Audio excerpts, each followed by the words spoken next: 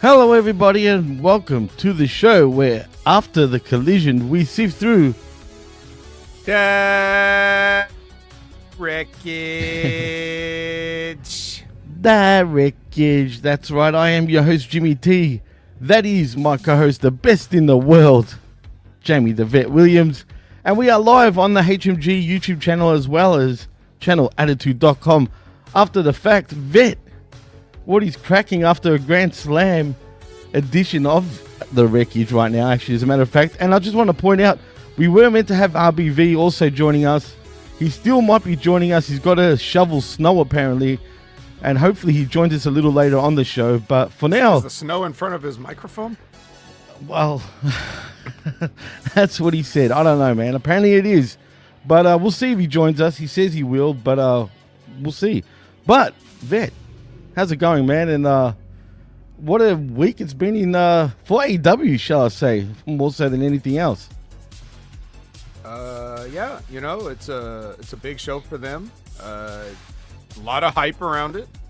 Yeah. A lot of publicity, some good, some bad, but you know, you can't dwell on that kind of stuff. You just got to move forward with your business, and I guess by the end of our show, we'll figure out how they did with their show. We'll see. Absolutely. And you know what's funny, dude? I don't know if you heard about the debacle with their ring. Did you hear about that? Kind of. I didn't know that there was a problem, but apparently they were working in a smaller ring because of some mishap. I don't know any details. Well, I think personally either TK is talking shit and basically thought it was too expensive to actually bring the ring over, one. Or two, he's telling the truth. Apparently, it didn't get here on time, supposedly. So, okay. Yeah. How long did they know they were going to do this? Well, that's the thing. WWE, I know for a fact what they always do is they bring everything ahead of schedule, way ahead of schedule. As a matter of fact, they do have offices down here anyway. I'm sure they probably got a warehouse. Maybe AEW should invest in some warehouses or even some sort of offices internationally in the UK and Australia, obviously. And but I just saw Zane Vicious say they run a sloppy shop. That's great. Well, clearly, because to me, Vet, I don't know, man. We will talk about the Grand Slam show a bit later. But what I did notice was the ring did look a lot smaller, to be honest, man. Yeah, it did. I mean, it was noticeable once you were looking for it. Absolutely, it was. I mean, when you see the whole venue or whatever, maybe you could think, oh, it's an optical illusion. The ring looks a little bit smaller, but yeah, I mean, it's okay. I mean, that's the thing. Like, obviously, in the territory days, you worked in different places with different size rings and different conditions of rings, and sometimes you didn't have a wrestling ring. Sometimes you had a boxing ring, which weren't meant to take bumps. No. And you could have anything from like, a 20-footer to a 14-footer. And that could definitely. Sorry about that. That was an accident. Yeah. Cut that shit off. I didn't mean that. Continue on, please. Yeah. So part of the, that was just part of like people adjusting, and part of knowing how to work is being able to be like, okay, well, it's going to be harder to do some shit in this ring, so I just won't do that tonight, that type of stuff. But if people are like used to, like the WWE people, they got to do a 20-foot ring. That's just how it is. It's 20 feet. Oh my God. Absolutely. Jerome, thank you so much, Jerome. Thank you. Jerome in the superhero. Jerome Absolutely. Hall. And I was going to actually introduce the chat. But Jerome, man, you're the man once again. Thank you so much, dude. And thank you to everyone that's actually joined us also. I want to point out, obviously, Zane Vicious is in the house, who also says the venue looked a lot smaller also. Well, technically, yeah, it was smaller, but it was a normal size arena, and it was bigger than what they're used to doing lately. And it looked packed, dude. I mean, it pretty much looked sold out to me. It does hold 13,000 too, because everybody was hot the whole show. Jeez, I was surprised, dude. They were hot, and I mean, very hot. But like I said, that's the main event of the show. We'll get to that because we do need to talk about Dynamite first, which feels like an afterthought in some ways, especially after Grand Slam. But we also need to talk about the news. But my damn mouse is not working properly for some reason. It's gone haywire. Let me just get to that. There we go. Now it's working. Has there been really any sort of news, man, to be honest? I mean, it's been kind of quiet. I just want to point out also, people are claiming that Rhea Ripley was in the building at what's it called? At Grand Slam. She actually wasn't. It was a lookalike. And if anyone thinks it was her, just look at her arm properly. She doesn't have a full sleeve, whereas this person had a sleeve. So I just wanted to point that out. What Did if you she hear got about a that? sleeve in the country, Jimmy? What if she flew in and got a sleeve done right come before on. the show? No, just kidding. First of all, well, she was wasn't there ready. in spirit, but again, we'll talk about all this stuff about the show later. Absolutely, but let's get into some news, and I'll just see. As far as did I hear anything? The only thing that I sort of that I noticed was that very unfortunately, Gran Hamada passed away. What? Yeah, so No that's way. sad.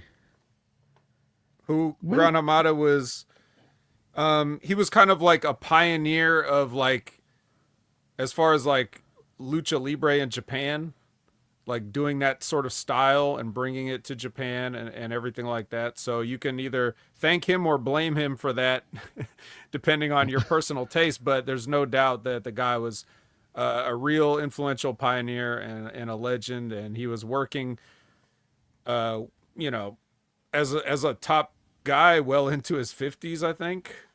Absolutely, dude. I mean, these guys, the Japanese wrestlers especially, they just wrestle till they can't, man. Yeah. But So- RIP, I actually didn't know. And even here, I'm looking. It's not even coming up on the news yet. Did you just find this out? Well, it's not a couple like the other day, like a couple days ago. I mean, it's who wants to talk about a legendary wrestler when we could talk about we could just read what Fightful Select is reporting about whatever. It's weird, dude. That's weird because it's not coming up here just yet. But in news, if you want to call it news, Road Dogg apparently is a part of the SmackDown writers team now again.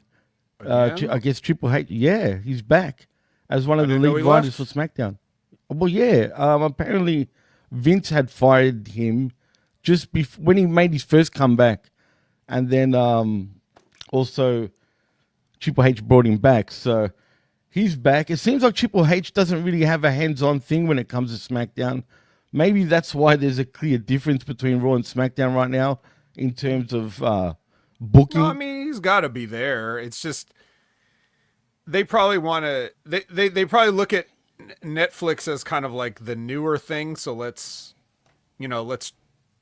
put a little more focus on that right now to establish that, get an identity. Perhaps that's just speculation on my part. And then, but really, when you break it down, I mean, especially this week, I got Raw, I'm watching Raw, then I'm watching SmackDown, and I'm like, it's really the same show. No matter what you want to say. I mean, yeah, Raw feels more energetic, right? It does. Like it feels like it's got a life of its own. But if you strip that away, it's essentially the same show. So I would doubt that Triple H is like not hands on SmackDown. I think it's just the way it comes off coincidentally. But I mean, to me, it doesn't cost anymore to put in a little bit more effort. So No, absolutely. And let's talk about, I know this was early in the week, but, you and I haven't actually spoken about it yet because this is the AEW show. But what about the releases from AEW, this past week? And that includes Miro, Ricky Starks, who made a friggin' a debut literally a day later from being released, which is funny. And also Malachi Black. And who was the last one? There was one more. Or was that it? I think that was it. no, it was just them three. But well, yeah. So on the Next Level Wrestling Review with Big Ray Hernandez every Wednesday at 8 a.m. Pacific, 11 a.m. Eastern, live here on YouTube.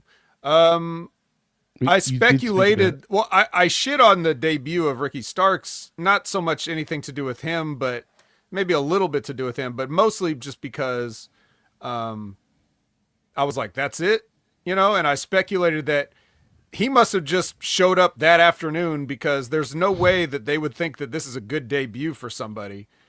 And apparently that it's something like that. It was something close to that. So like they didn't have time to get any, you know, like they had the Penta masks all ready to go and everything. They didn't have time to do anything for that for Ricky Starks. Also, Ricky Starks is not Pentagon. Let's face it. So you know, nobody would have wanted to buy, you know, Ricky Starks t-shirts if they had them ready anyways. But it was apparently a last minute deal, and that's why they didn't even say his name. You wouldn't want. It's not good promotion to have a guy debut where you don't even say who it is. It's unbelievable, man. And I thought it was underwhelming too. And I was listening to the Next Level. Obviously, I was interacting with the chat the whole time. But yeah, I don't know, man. I've never been a big fan of Starks personally. You know what I mean? I'm very indifferent to him. He's good, but is he going to make a huge splash? Yeah, he's all right. That's it. That's basically what he is. He's all right. He's good enough. Is he going to make a huge splash? I don't know, man. I highly doubt it, in my opinion. But maybe I'm wrong. I mean, we'll see. He's got the kind of personality to me that very big fish in small pond.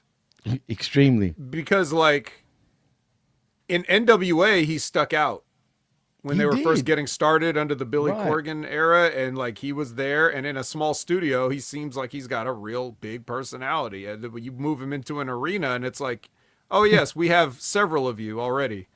You know, like it's not anything particularly special, which is, you know, you could say that about a lot of people though. So it's no, you know, it's no slight on Ricky Starks necessarily, but yeah. So I anyway, but as far as like the other releases go, like these are things that I mean, everybody said this was all going to happen, and it's just Tony dragging his feet on letting them go. Let my people go, you know, just do it. You don't want them. They don't want to be there. Let's make everybody happy. It's just the way things are. I think at this point, I would want to not, if I were in AEW management's position, I would want to avoid trying to become all the things that you said that you hated about WWE in the past. Absolutely. It's like they are making a course correction. WWE is making a course correction and doing better business. AEW is sliding into the mistakes that pretty much every wrestling company that failed made, whether that's WWE, WCW, ECW. You're just doing them all. So I would want to get away from that. If you got unhappy talent, make them happy or cut them. It's very simple.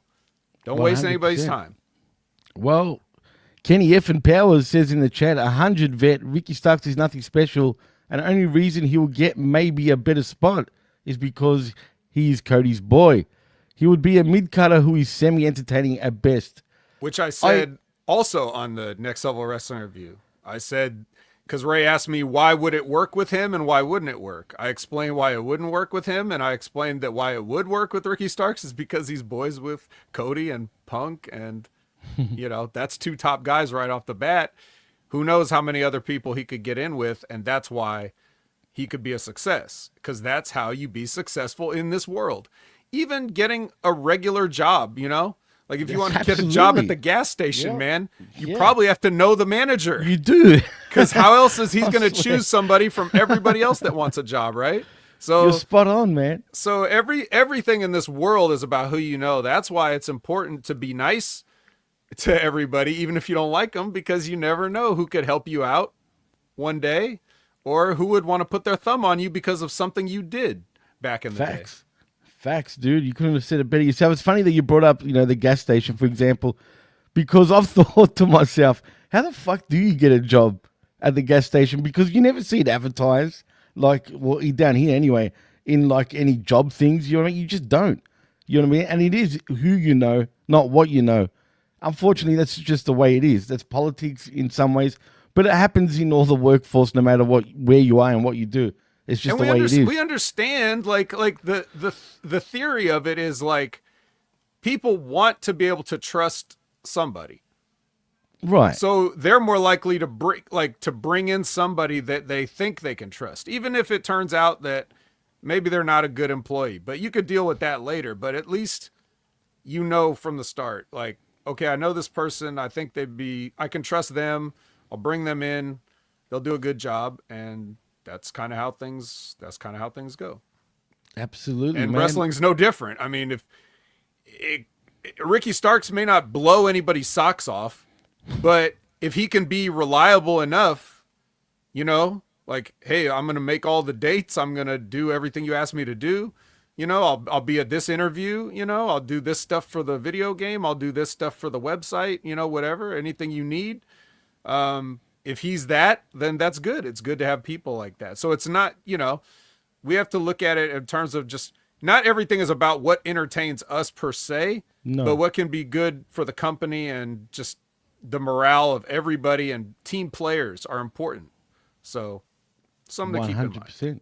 Well, Darkside Caster also said, let's face it, Ricky Starks will be considered a top cruiserweight in that company. But to me, that will be his ceiling. If they had cruiserweights. If they had a cruiserweight division. Exactly. And again, I just want to thank the whole chat, man. We're bopping in the chat right now. I should say who's around because I never do. And I keep forgetting. So here we are. Lab Rat is in the house. What's up? What's up, that Wreckage? Of course, Jerome Hall. Thank you once again, my friend, for the $10 super sticker. Also, we got Darkside Caster, of course. Good morning. We even got Scotty the Body Woodford, who made his debut on the Smack Attack yesterday. Yes. Yeah, the legend. And nobody got transported into the void due to the handsomeness. No. Oh. You know what? I actually forgot about getting transported, but nevertheless. Maybe next time. Well, you don't exist, so where could you go? That's true. Maybe I could end up somewhere else. I mean, maybe you could exist. Maybe Scott Woodford could be so handsome that Jimmy could finally exist. What do you think? That's possible. But also, Cold Blooded's in the house. Morning, friends. What's cracking? We got J12, of course. In my opinion. Absolutely. Absolutely. Also, J12's in the house saying, hello, HMG, watching Collision as I'm listening to the show. Currently on the Okada match. Oh, you're up to the second last match. Mm-hmm. We've also got Zane Vicious, of course, always in the house. And we got Dan Heffron. Thank you for joining us, my friend. Good morning, friends. He went to Vengeance Day last night. It was a lot of fun to be there live. Interesting. I haven't even gotten to watch it yet. Neither have I. I had to watch Grand Slam, but that's cool that Dan was there. The handsome one, the dancing one, the slashing one. I'll see exactly. I'll save that for you guys to talk about come Wednesday morning. But we've also got Liz in the house. Thank you for joining us, Liz. Good morning. And we've also got, there's a few more, I'm pretty sure. Of course, Kenny Effin Powers. He's also in the house. And he wants to, there was a question there. That Wreckage, he goes, hi, Jimmy and Vet. Said it on I Like It Raw. This is such a boring build to Mania. Cody is I assume you mean is more staler than dry crackers old bitches eat. I mean, that's pretty dry. I think Cody's doing all right. Yeah, I think he's doing all right. So I wouldn't say stale. Just a little bit all right. I don't know how people say stale when he still gets cheered, though, man. Gruss is also in the house, though. Good morning, everyone. And I think that's about it for the time being. But nevertheless, you guys are all great. Thank you for joining us. Back to the news, though, Vet. Again, I just want to ask you one more thing about, because really there isn't much news. We'll get into AEW right off the bat after we talk about one more thing.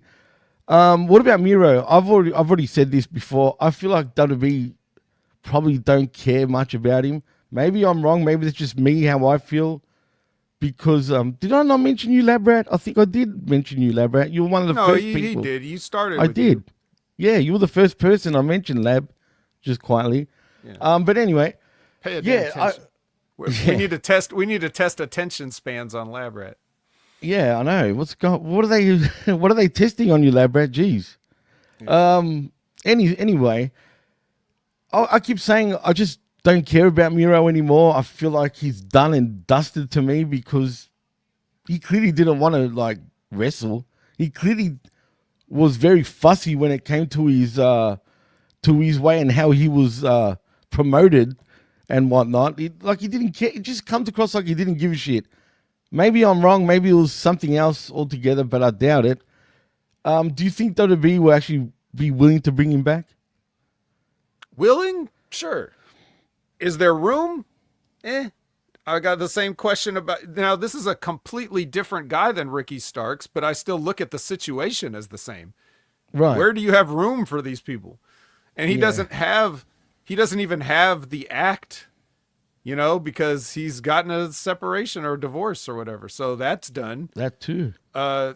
He'll just be back by himself. I just want to watch this hairy guy. I don't know. Anybody you could get value out of a lot of people. I thought there could have been a lot of value for him in AEW, but AEW kind of dropped the ball on that. Maybe he dropped a few balls himself. I don't really know. He seems like, let's just say, a unique individual, to say the least. So Very unique. Yeah, but yeah, I guess I don't know. Gru said Miro's washed. I guess that's a very simplified way of saying it. I think you don't, as the saying goes, you don't get better at something by not doing it. So he's been inactive for a period of time. People have forgotten about him. That's a deadly combination. People keep bringing up his name, but it's never anything positive. All this time that he supposedly was off doing other things or whatever, we don't know what one of those things is. We can't say it's like, well, we can't see Miro matches, but at least he's been in this, Bulgarian independent film. I don't know what he's been doing. I don't. And so, I just don't know if, I don't know if it's certainly not necessary for them. But would they be willing? That's a different question. Willing, maybe. Well, like Liz says, they don't need him. No, and I agree. Like, I don't know, man. We're not the only ones that feel this way, like about him. He just comes. I don't know. I just don't care about him. As far as Malachi goes, I actually think he will become the Judgment Day's new leader. I've said this a long time ago. I just got this feeling that's where he's going to be slot in, and it would make sense if you were to do that, right? If they do some sort of higher power storyline. Yeah, it would make sense, but it would also be just like the laziest, worst thing that anybody could think of. You think so? Why not? Well, just if you have to do something with the Judgment Day, how about bring him back in as a babyface and he takes Judgment Day apart, and then we don't have to deal with the Judgment Day anymore? I'm cool with that. I don't know. I just see them putting him. I mean, look at the way look at Karrion Kross, for example, man. How they pretty much exploded his group. Like, what now for Karrion? After all that, like, really, like, they just fucked everything up for him. Well, actually, like, see, this is another thing where the WWE will do something good, but then it's not enough. Like, right. I like the Cross that hangs out backstage and gets in people's heads, but then he doesn't ever do anything.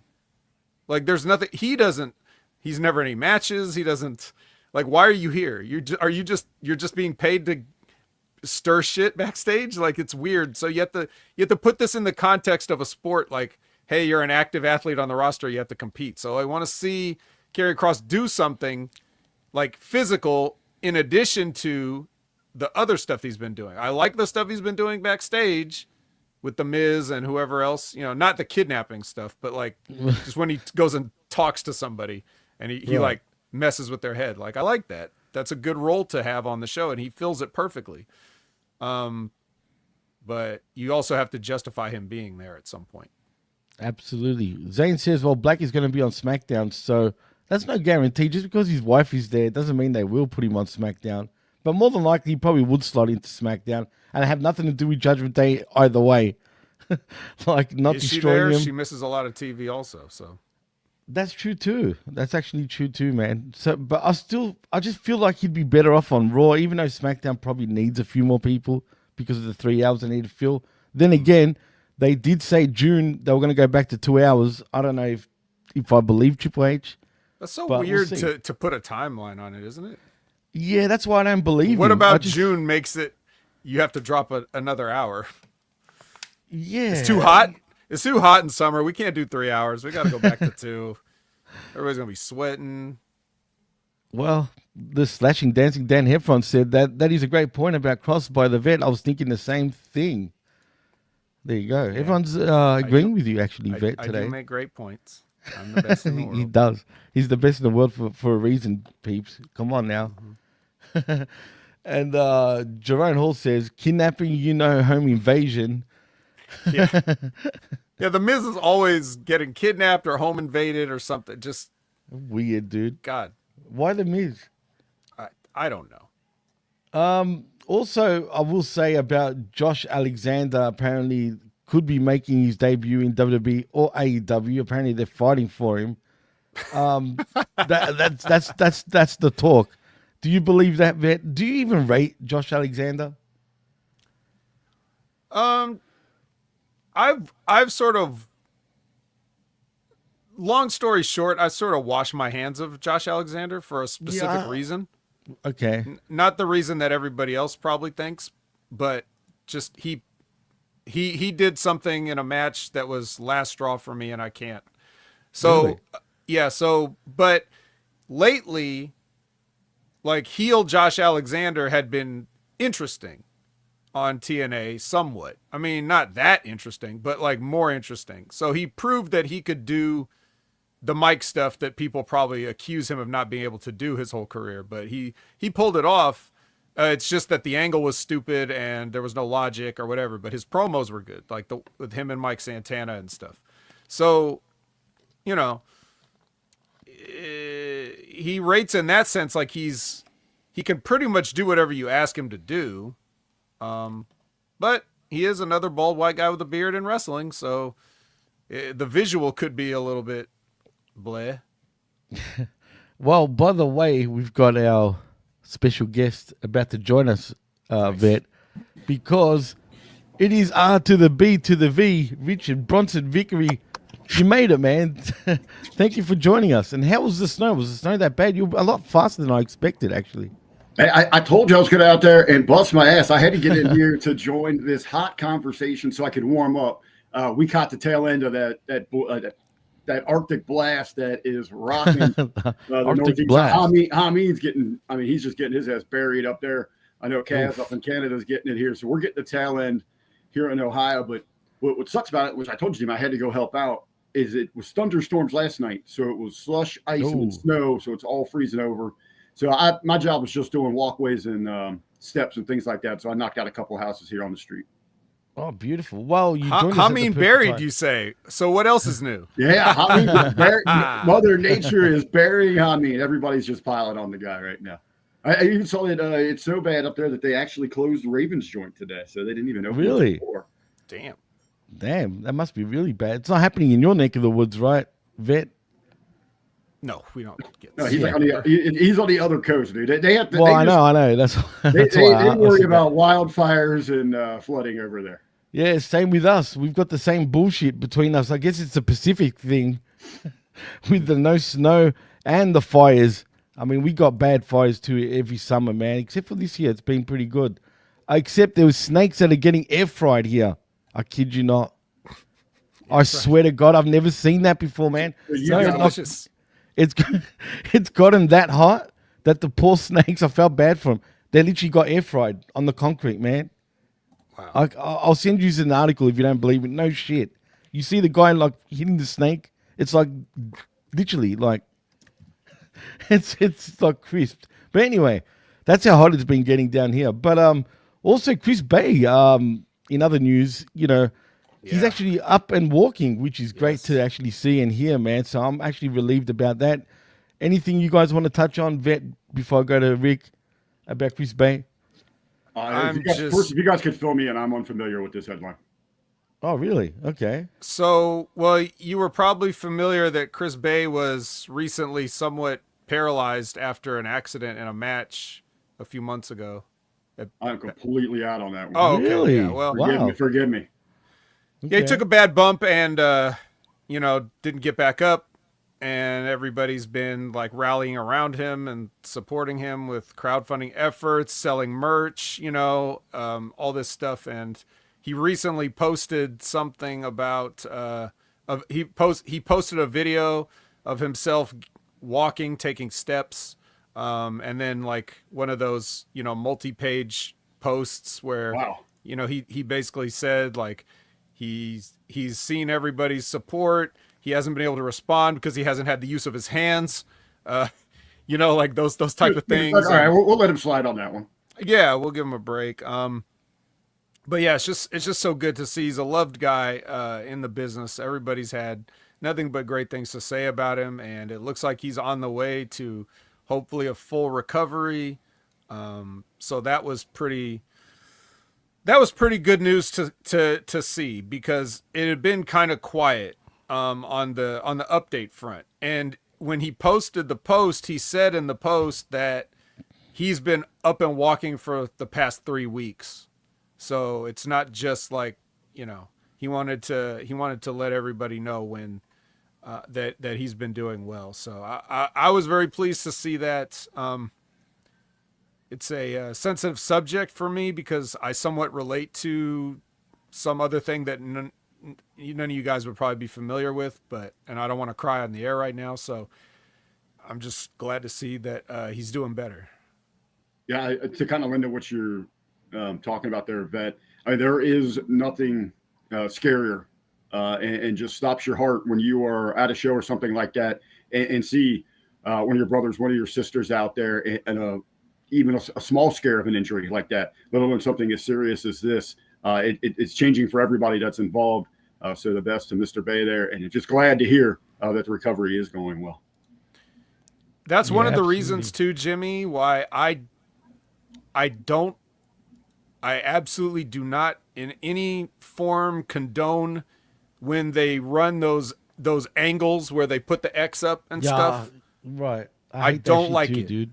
I really don't like it. It's extremely disrespectful to use that as entertainment, because these types of things happen. And it not only does it devalue like the real humans that have suffered serious injuries, sometimes even died on shows, but also it's like, so what? So selling isn't important now because you're saying that something very simple here is this guy took a simple bump and is paralyzed, but this other person goes through like 10 pieces of furniture or whatever, and now he's just going to get up and do stuff. Like those kind of things really bother me. But more to the point, I don't like taking like a something that's supposed to be like an insider thing and trying to make entertainment out of it for the fucking smart marks.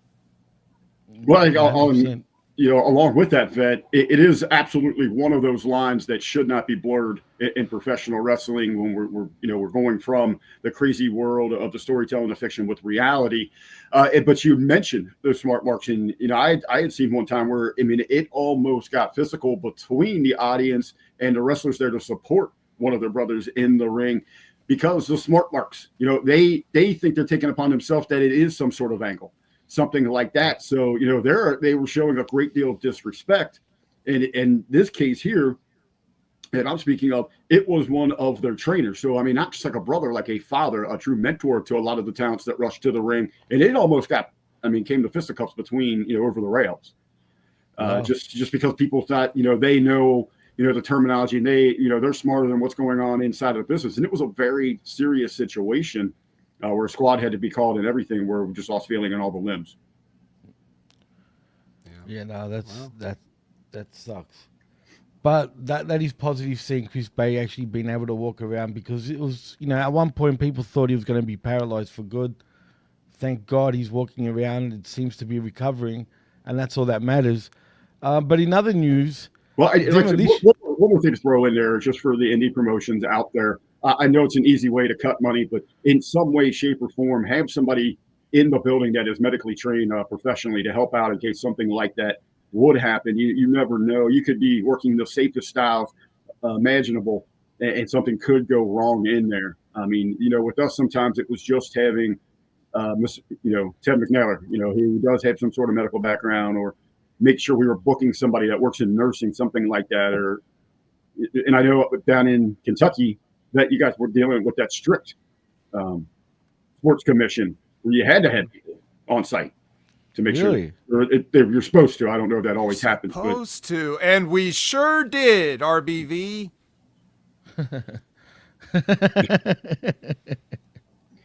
You're a character, Vet. But anyway, in other news, Demolition reportedly signed WWE Legends deals. Fuck yeah.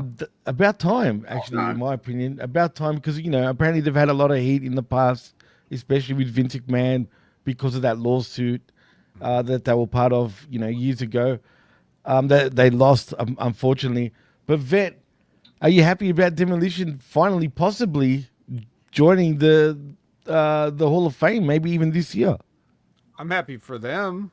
I don't care about myself. Like, even though Demolition was one of my favorite as a kid. Me too, man. I really enjoyed that gimmick, and but this is just, to me, this is like, I see the online the online discourse is all about like who's running the companies and who's doing what. It's like, oh, Tony did this, oh, Triple H that, or whatever, and it's all all that stuff boils down to like just weird like fan bias, creative criticisms and shit like that. But ultimately, what these guys are doing, on the one hand, the only thing that really matters about Tony Khan is that he's providing jobs. That's all I care about. I don't give a shit what the TV is like.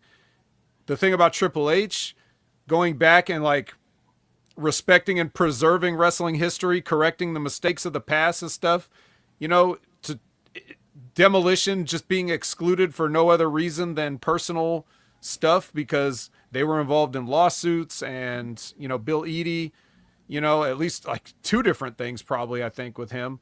And so the best thing about Triple H is like, if Triple H was really a piece of shit all these years, whether he was or not, but that's what people say, if he could look at this as penance for that, like he's trying to make it up for all the stuff that he supposedly did, then that's great. Him correcting these mistakes. It was him that wanted to, mend fences with guys.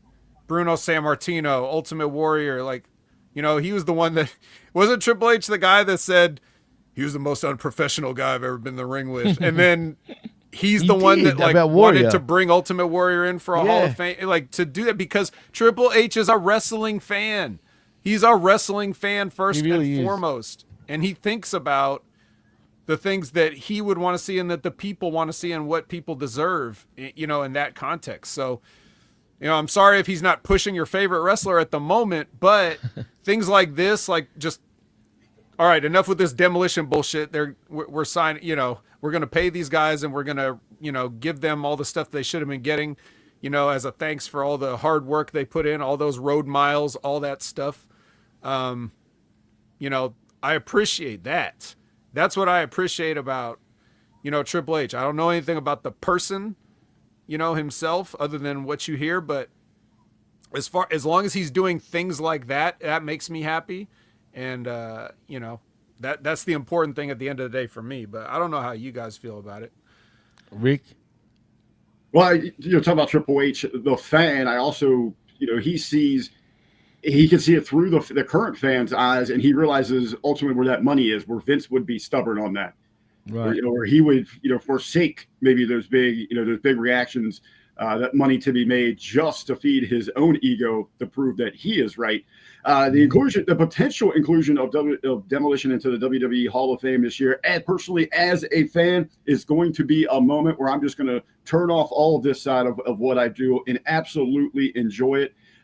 Axe and Smash, such a huge part of my childhood in falling in love with professional wrestling. I was a Demolition guy over the Road Warriors. Yeah, I knew how equally badass both of those teams were. It was such a shame that we didn't get that matchup until Demolition, especially in this 3D, was past that peak performance time. But, to me, as a body of work, when we're talking about this Hall of Fame, is to look at what you contributed all around the professional wrestling. And Bill Eadie gave so much and has such an illustrious history around the world of entertaining fans and working different gimmicks. And we're talking about the king of working gimmicks, Smash. Mary Darso. I mean, we could just I could talk about he had like 34 gimmicks in WWE alone. Yeah, I mean, the repo, the repo man, the trucker, and then coming in here and falling into the role of Smash, and he was the backup plan there because it was going to be one of the Moondogs, and they thought they were going to be too recognized, so they went out and got Darso to fill that in, and history, wrote itself. Even Axe had done he was a big star before he was even Axe. Mass superstar.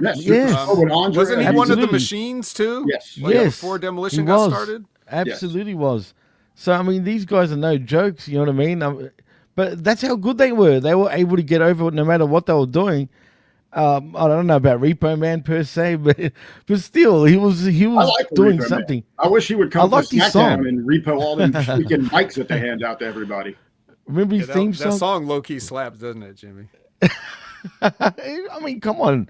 Repo Man. Come on. That even made me laugh. Jesus.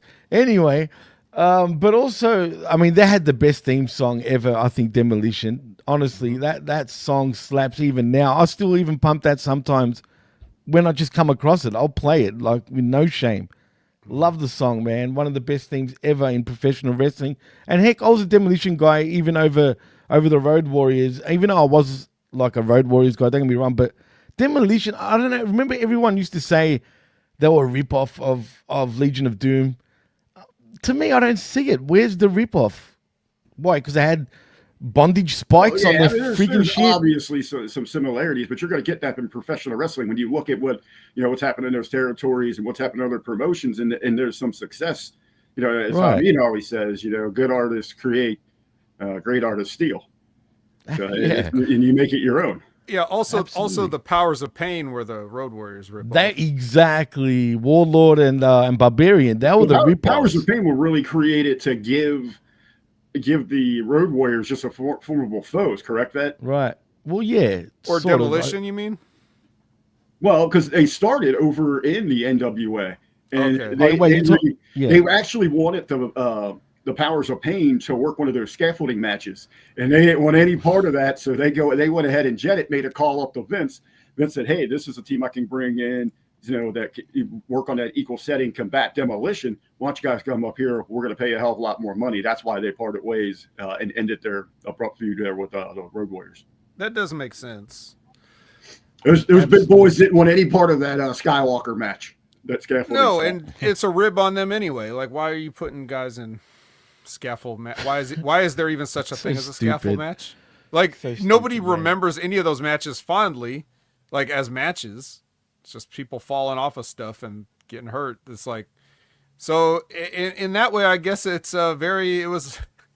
it preceded all the stuff that we see today, which is great. Thank you, scaffold matches.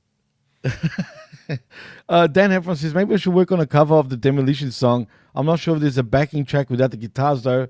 That's okay because guess what, Dan? I can do that for you. Just do the riff yourself. Yeah, but no, yeah, exactly. But I can actually do that and separate the instruments because I'm a DJ, so I can actually do that shit. So if you ever need that, and just grab your axe and smash it, baby. yeah, absolutely. Well, boys, that was the main news for the week. I think we can jump right over to sifting through the wreckage. Oh boy! So Vet, So let's put our gloves on and see. Rick, you voluntarily watch AEW this week? I did, man. You I did, had yeah. some things going on here, and the lifestyle change. So I've been last 2 weeks. I've actually watched almost as much as you, brother, about at least bits and pieces of every wrestling show. Wow, I'm sorry. Yes. You know what? I'm finding some things that I enjoy and trying to re-fall in love with television wrestling. But the more and more I'm down this rabbit hole that I just keep talking about how we need to reimagine the presentation in 2025 of television wrestling. Well, you remember when we had this discussion where I was telling you like wrestling's got to be sports.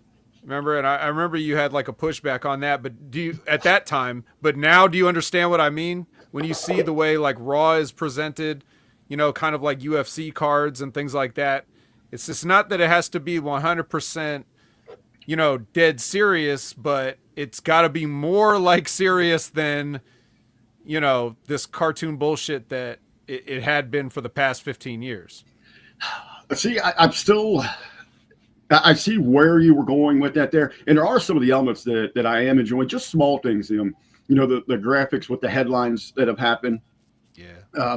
I like just the brief mention of who our commentating team is. And, you know, I like the Royal Rumble too, how they had the tickets, how many great. people is in, this is great. who's left, this is what, Yep. you know, Yeah, like you that was a cool thing. You got that cool, you know, ticker there. You know, they can use that for a lot of things. Let you know what's going on. As they also promote things through their social media in that real time interaction between their different platforms. Mm-hmm. To me, the biggest thing, I'm still here for the drama. I'm still here for the characters, for the storylines. I want those presented in different spectrums. We are so over jump the shark with these in-ring segments, just so repetitive with people that aren't prepared to go out there and speak in front of a live audience. You know, this past SmackDown, you know, two of the more powerful promos that they had, I really enjoyed the Sami Zayn, you know, the update via the X at home, and what they've been doing with the Street Profits. You know, they're bringing a lot of energy, bringing that smoke there. You know, they are in their own setting, their own world there, giving us their message instead of out there trying to pander to a damn audience, which we're getting from everybody else. Well, as you'll see as we go through these shows, and it's endemic across all of wrestling. It's just not WWE in AEW. It's everywhere. Which is they're using, and this is a phrase I often have to keep repeating. They are using fights to sell wrestling matches. And that's backwards. And there's way too many pull-aparts. There's way too many attacks and saves. And it just gets, especially once you start looking at all the programs and not just watch one program every week, you start to be like, oh my God, everybody's doing this. And it's so lazy. And it should be shocking when there's a pull-apart. And then when they do a pull-apart well, it's like, this would have been even better if there hadn't been 10 other ones on the show. You know, it's like you're getting your favorite food crammed down your throat. Eventually, you're not going to like it. And I don't even know if a pull-apart is necessarily everybody's favorite food all the time. So that's why those things like you're talking about with the Street Profits, Sami Zayn stuff, those are important because that means two guys aren't touching. So yeah, I remember going back. Man, this was a while ago, probably 3 years ago. I had an opportunity, a great honor to sit on a Q&A with Vince Russo. And, you know, he spoke about he would take the time, you know, get to the arena very early, even on the ride through the city to the hotel when they arrived, to the arena. He would take notes of landmarks. You know, maybe some of those would just be put away in the filing cabinet for the next time they returned if it was outside the arena. But he would spend time walking that arena to see where they could shoot unique segments.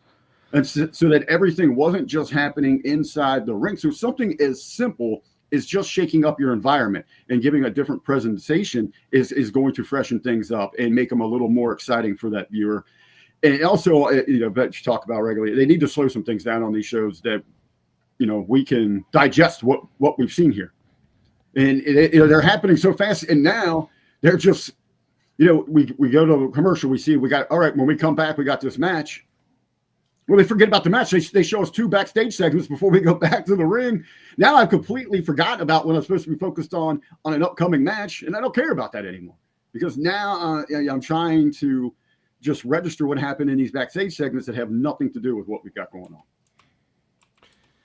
Well, let's see how AEW made the grade this week as far as these nice, creative, constructive criticisms. I did see that Dynamite recently won one of the big awards. That Oh, came out. yeah. Glad you brought that up. I forgot to mention They that. won Show of the Year. I can't remember what. What a load of crap. I was What- going to send you a text. Oh, yeah, get this, Vet, before we do get into Dynamite.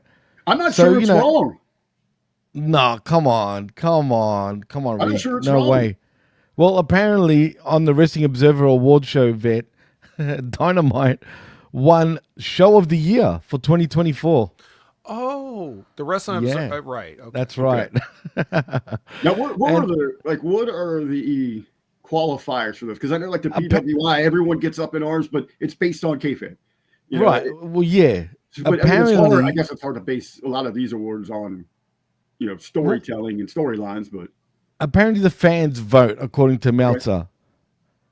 I don't know, man. It seems a bit. I actually started thinking about it when I saw it, and as I was watching SmackDown this week, I was like, maybe that's not that far fetched. That Dynamite is the best show. Now I know we are equating best with, which means that the product is great. That's not true. It's just the best of the options. Yeah, but elaborate a little more with that. WWE TV, hey, I'm not knocking the company. They are firing on all cylinders. They've got a driving force like never before with TKO behind them in Denver. They're selling out around the world. They have got massive, unbelievable distribution deals. Merch is up. They are a hot commodity. You're seeing them everywhere right now. But their TV product is absolutely terrible. It's only working at maybe a 40% of what we should be getting at the height of the characters and the storytelling. And it's difficult to get through, especially when you're looking at a 3-hour SmackDown or something like that. So I don't know. Dynamite might be the best. Doesn't mean it's a good show, but it's the best of the group. Yeah, it ain't the best. All right. So anyway, if you want to hear more about the Wrestling Observer, we got Russo's brand castrating the marks. Drops every Monday. You could hear all the Dave Meltzer that you want on that. But here, we're just going to give it to you. And RBV, you're familiar with the a la carte system, correct? We don't need to talk about the overall greatness of something. If we like one little thing, that's good enough. So just be sure to point out those little things that you enjoy that are on your personal menu. I know RBV eats out, so, it's a perfect combination to have you on the Wreckage with an a la carte menu of AEW goodness. And here we go. We are starting off Dynamite with their new, we're going to have the different backstage segments going from one thing to the next, kind of like the Saturday Night's main event thing. We see the Hurt Syndicate doing Stevie Richards Fitness backstage. We see the Guns warming up. We see MJF on his phone. We see Dustin Rhodes getting ready, and we see Megan Bain for some reason. And we start the show with who can survive the best wrestler alive with the Max Caster Open Challenge. Well, we get our answer pretty quickly. Unsurprisingly, it is Hang Person Adam Page. He comes out, squash, and that's exactly what it should have been. So at some point, Max has realized that you don't get paid by the hour. So this is the way to go. I like it. Jimmy, what do you think? Yeah, I like it too. Actually, I actually like what he said. I mean, I don't too. like Hangman. I don't. No. Anytime I have to see him, it's a struggle. But I'm specifically about Caster. I personally think MJF kind of wrecked him. Literally, in my opinion. And what I mean by that, his comeback lines were much better. It's like, what are you, obsessed with me? You know what I mean? Do you have a crush? Well, this isn't that. This isn't that yet. This is just a match with I got Caster. confused. Well, the match itself, it was a squash, man. I mean, what's it to say about this match other than I like the fact that he just crushed him and that was that. You know what I mean? Even though I'm not a fan of Hangman, but still, Max Caster is just he's an idiot, man. With this new gimmick of his, is it going to really work? If anything, it's made him go backwards. Yes. Well, yes, because he's doing something that nobody else is. I guess. So that's what's working. And that's what any wrestler on any card should be looking at. What is nobody else doing? Okay, let me do that. And how can I play that into my strengths? Do you gonna see get that, any wins? Mr. V? Do you see that with Caster that he's doing it? Do you see his genius? You're getting a different presentation. He's doing something completely different. And as he continues to grow into that, he's becoming that guy that you hate, but you love to see get punched in the face, and it works in these quick spots. So Definitely. what they're trying to do here overall with Hangman, and I agree with you guys on this, not necessarily the biggest fan of Adam Page. For me, I get where they're going. They're trying to reestablish him to what he should have been all along, is that badass cowboy type of figure. Mm-hmm. I'm still in the back of my mind. I can't get rid of the bedazzles and, the streams. The butterflies. Yeah, driving the electric car into the arena.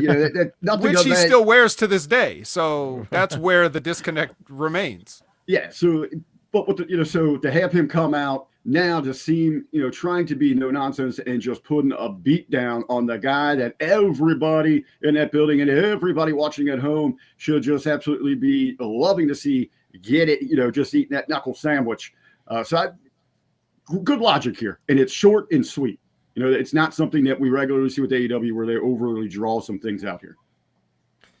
All right. Well, we don't draw out this Ricochet and Swerve Strickland package. It's just the right length. And then we get the Undisputed Kingdom versus the Death Riders for the Trios Championships. Jesus. Yeah. Honestly, I couldn't care less about this match. Okay. Rick? Yeah, I'm not necessarily a big fan of the 6-man stuff, and overall, are we looking at this as just some time filler? We've got other things going on with the Death Riders. Matches time filler. Yeah, I mean, how important are these things? To me, there's a more important focus what's going on with the Death Riders, and for a lot of people, it's figuring out what the hell the entire purpose of that is. But right now, their main focus should be on Jay White and Cope. Instead of, kind of dicking around with the Undisputed Era. The Plank Brothers? So, and to me, this thing goes, if we're looking at the Death Riders as this group that is seizing control, that are the top dogs, everything runs through them, I would like to see them make shorter work here. You're not saying you go out there and completely dominate, destroy the Undisputed Era, but this just went a little too long. And I know we're going to go right to it, so I'll just go ahead and jump the gun. Back-to-back 6-mans were a little. They love doing that, Rick, in AEW, man. They love doing that. Yeah. Well, if you're going to run these, at least separate them and run the squash first. Don't be logical, Rick, please. It's AEW. There's no such thing as logic. Yeah. I don't know what you could have done card order wise to make this really any better. It wouldn't have mattered. But for this match, Wheeler Yuta ends up nutshotting Kyle O'Reilly and cradles him up, and then they're gonna continue their attempted murders that the Death Riders like to do, and until Daniel Garcia, the hero, and the Fat Daddy and the New Daddy run off. Because when you see those guys, when you see Daddy Magic hitting the ring, the Death Riders have to scatter. Get out of there. Get out of there for that short, fat commentator. Fat Daddy. Yeah. Absolutely. Fat Daddy. Yeah, now Cope and Switch, right? Speaking of them, Mox and Marina are just taking a stroll, and then they get jumped, and Edge and Switch steal the case. And they now they've got the case. She's got it chained to her, so they have to get the bolt cutters. Get the football. Yeah, what is she? Was this Escape from New York? She's fucking Donald Pleasance or whatever. So anyway, yeah, that happens. They just film an assault and property theft, I guess. Cold-blooded. 3 men and a baby. 3 men. Is that the Death Riders? Yeah. Oh, God. Yeah. That is good. So, Renee is with MJF now. And this is the part you're talking about, Jimmy, where Hang Person steps up just to get told to fuck off. That was brilliant, the way he told him to get fucked, though, man. Seriously. That was perfect. I loved it. Just know... that anytime MJF is on a microphone and you don't get destroyed, that's because he wants it that way. Right, exactly. I hope anybody out there doesn't think that that's the case, but yeah, I don't remember everything he said. I wasn't going to write it all down, but it was definitely did not go in Hangman's favor, which is generally the case when he goes toe to toe with great mic guys. Yeah, he looked like an idiot, Hangman, at the end of it, like a kid. You know, the kid that like sort of gets told off to go to the corner, sort of thing. He came across like that, like he wanted to cry. But he also mentioned about the how he was wearing a new cologne that smelled like Jack Daniels, which kind of made me laugh. And he goes, "That was years ago," almost had a cry, but still, yeah, Max absolutely destroyed him. Yeah. That was. Do you think was this pre-tape for them? Or do they do that live, you believe, back there? I forgot. It didn't come across as pre-tape to me. Yeah, if it's backstage, I'm just going to assume that they probably pre-taped it, but I could be wrong.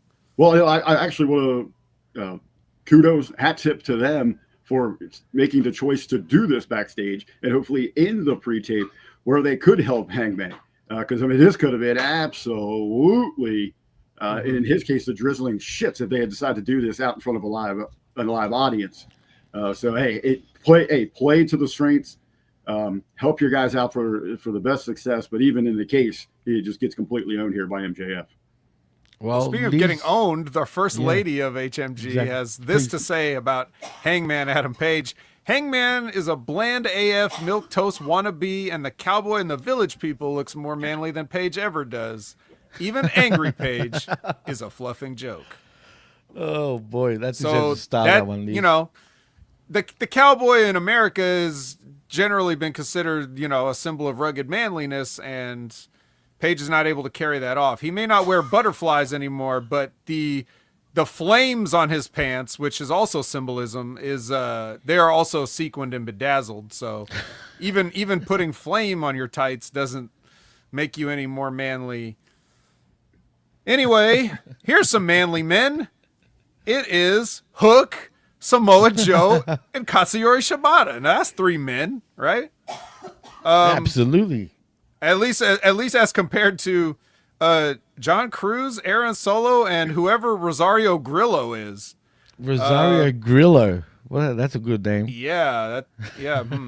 I'm glad you wrote those names down. Go ahead and screenshot them. Get them out there for the public so we can all remember those, because I'm sure all 3 are headed for the WWE ID program. Oh yeah, every one of them. Yes. If Tony doesn't hold them hostage in their Ring of Honor contracts. Yes. Yeah. So yeah, after Joe, well, we now have a name for this team, the Ops. The Ops. Okay, not the biggest fan of that, but it's a phrase that the kids like to say these days. So drillers. I'm just gonna chalk that up as old man, don't understand, don't whatever. I don't like it. But the after the Ops floss their teeth with these guys, they say it's that next week it's going to be them versus the patriarchy. So the opposition. So Mojo essentially books a match himself. And for anyone that doesn't understand what the Ops actually stands for, it means the opposition. That's basically what it is. So I know it's pretty cheesy. Whatever. It's pretty dumb. I don't know. I bet you it was Hook that came up with that because he's the young one of the group. Well, to use another popular use slang, the first time I heard Ops used like on social media as slang, it was cringe to me. But again, what do I know? That's for we're not supposed to like the youth slang, just like our parents didn't like our slang and whatever. It's just how it is. Jimmy, I don't know, man. I just went to check the internet where all the cool kids are hanging out in. Ops is short for options. You could say that. Well, technically, in this alternative available in a situation. So, in this term, it's the opposition. Yeah, in this terminology, it's 100% the opposition. It's a thing that drill rappers use when they're talking about who they're beefing with. Their ops. Oh, ops. Okay, right, exactly. Ops. I put in T, not OPPS. Oh, no T. OPP. You know me. Oh, hey, yeah, man. So what the hell, man? Right. They just jacking our OPP from the 90s. Yeah, well, yeah, something like that. Kind of. But not But exactly, right. just like all the youth on social media today, they think they discovered everything. So Renee is with the Learning Tree minus Big Bill, and Chris says that, you know, Big Business Bad Apple bounty hunter Brian Bekeith wasn't able to collect the bounty, so this time he's gonna do it. Chris is gonna collect his own bounty, I guess. How that worked? Does he take the money out of one pocket and put it in the other pocket? I'm not sure. But we'll see with that. And then Renee is about to interview Willow Nightingale, but her husband and his new woman beat up Willow Nightingale. And then, you know, John Moxley yells at the camera. Any comment? So, all right. So it's getting back into the groove. I have some questions. Is getting back into the weekly watch instead of just, you know, checking you guys out for what the hell's going on, or, you know, YouTube. Is there any beef with Willow, or is just we want the airtime right now? Yes. Well, this was so that Willow would have something to do, but yeah, that's it. But the history of Willow was that she was the woman counter when the best friends and stuff were fighting, like when Orange Cassidy and all those people were fighting. They had Willow to counter Marina. That's why. Okay. So there is a history there, but it's kind of, this is just sort of like out of left field. Right, so there's a loose tie-in, but mainly, hey, we need this TV time to figure out what the hell just happened to us. Okay. Speaking of, and this just came into my head because you mentioned best friends vet. What's happened to Orange Cassidy? Is he injured? I don't know if he's shoot injured, but I think that they need, if he's not hurt, then they need him off TV so people will stop asking why isn't he still going after. I totally forgot about him, and I don't think anyone's even talking about him. No shit. Because remember, he turned into Blood Orange, right? Oh yeah, but he started wearing the black jeans, you know, and he had to get down and dirty to be able to fight with the Death Riders, and yeah, Blood Orange, that was the best. But anyway, not that I care, but yeah, it just came into my mind. All right. Well, this came onto our screen. It was Jericho versus Bandito. This is weird, dude. Yeah. But yeah, whatever it was going to be, Bekeith and Chris jump Bandito. Then the Outrunners come in to make a save. And then Big Bill comes out with the bounty poster. Like, what a living cartoon this is. And then Hobbs comes out to collect a spine. So this is just a big schmoz of like, hey everybody, let's just get all this on TV, and it's awesome. It's awesome. RBV, you're wading into this. What must you have been thinking at this time? I'm trying to imagine the pitch, and you know this had to be Jericho laying this out for the OK crowd, the old classic Old West showdown, if you will. The pace is out, the crowd's trying to chant along, and it immediately falls flat when they hit the corner at 6 steps, and the crowd's still trying to count to the classic 10 that we're so used to before they turn and draw. We don't have anything to draw, and then they seem awkward to even go lock up, so we don't know if we're getting a match or what the hell is happening. So I imagine in their mind they thought this thing was going to be one of the coolest things that they have pulled off on television. Absolutely falls flat. The crowd goes dead for this thing, and then as you laid out there, Vet, it just completely goes off the rails with run in after run in here, trying to get everybody involved. Big Bill just looking, I don't even say silly, just stupid for coming out. It was almost to the point where it was comical how bad this thing got. Almost. Yeah. It's his visual storytelling. I've got the bounty poster, so I'm collecting the bounty. Like, yeah, is that one of the provisions that you have to have a physical poster in hand while collecting? And it was Chris's poster anyway. Is the bounty on? He's the one that put the bounty on. Chris put $100,000 bounty on Bandito because whatever, and then he told Bekeith that if he could beat Bandito, he would double it, 200,000. He didn't do it, and that's why Renee was asking him like, it was Renee, right? Yes. She was doing Renee was like, "Are you happy you didn't have to pay the bounty at least?" Like that was her question. But that's the thing. So like they're doing this whole thing, and then even the 10 paces duel thing was like that was a callback to, you know, Brian Keith's match with Bandito from last Collision, where it was like a double down spot, and they both started to get up, and then they realized they were back to back, and then they looked at each other like, as in the wise, like, yes, I am a bandit and you are a bounty hunter. Let's do this. Like the knowing nod, and then they took the 10 paces, and then they did the thing and whatever. So, but Chris just started the match with it, and the lights were out. This whole thing was outrageous. It was ridiculous. It was a cartoon, and it's just one of those things where it's like, yeah, this whole business is a rib, I guess.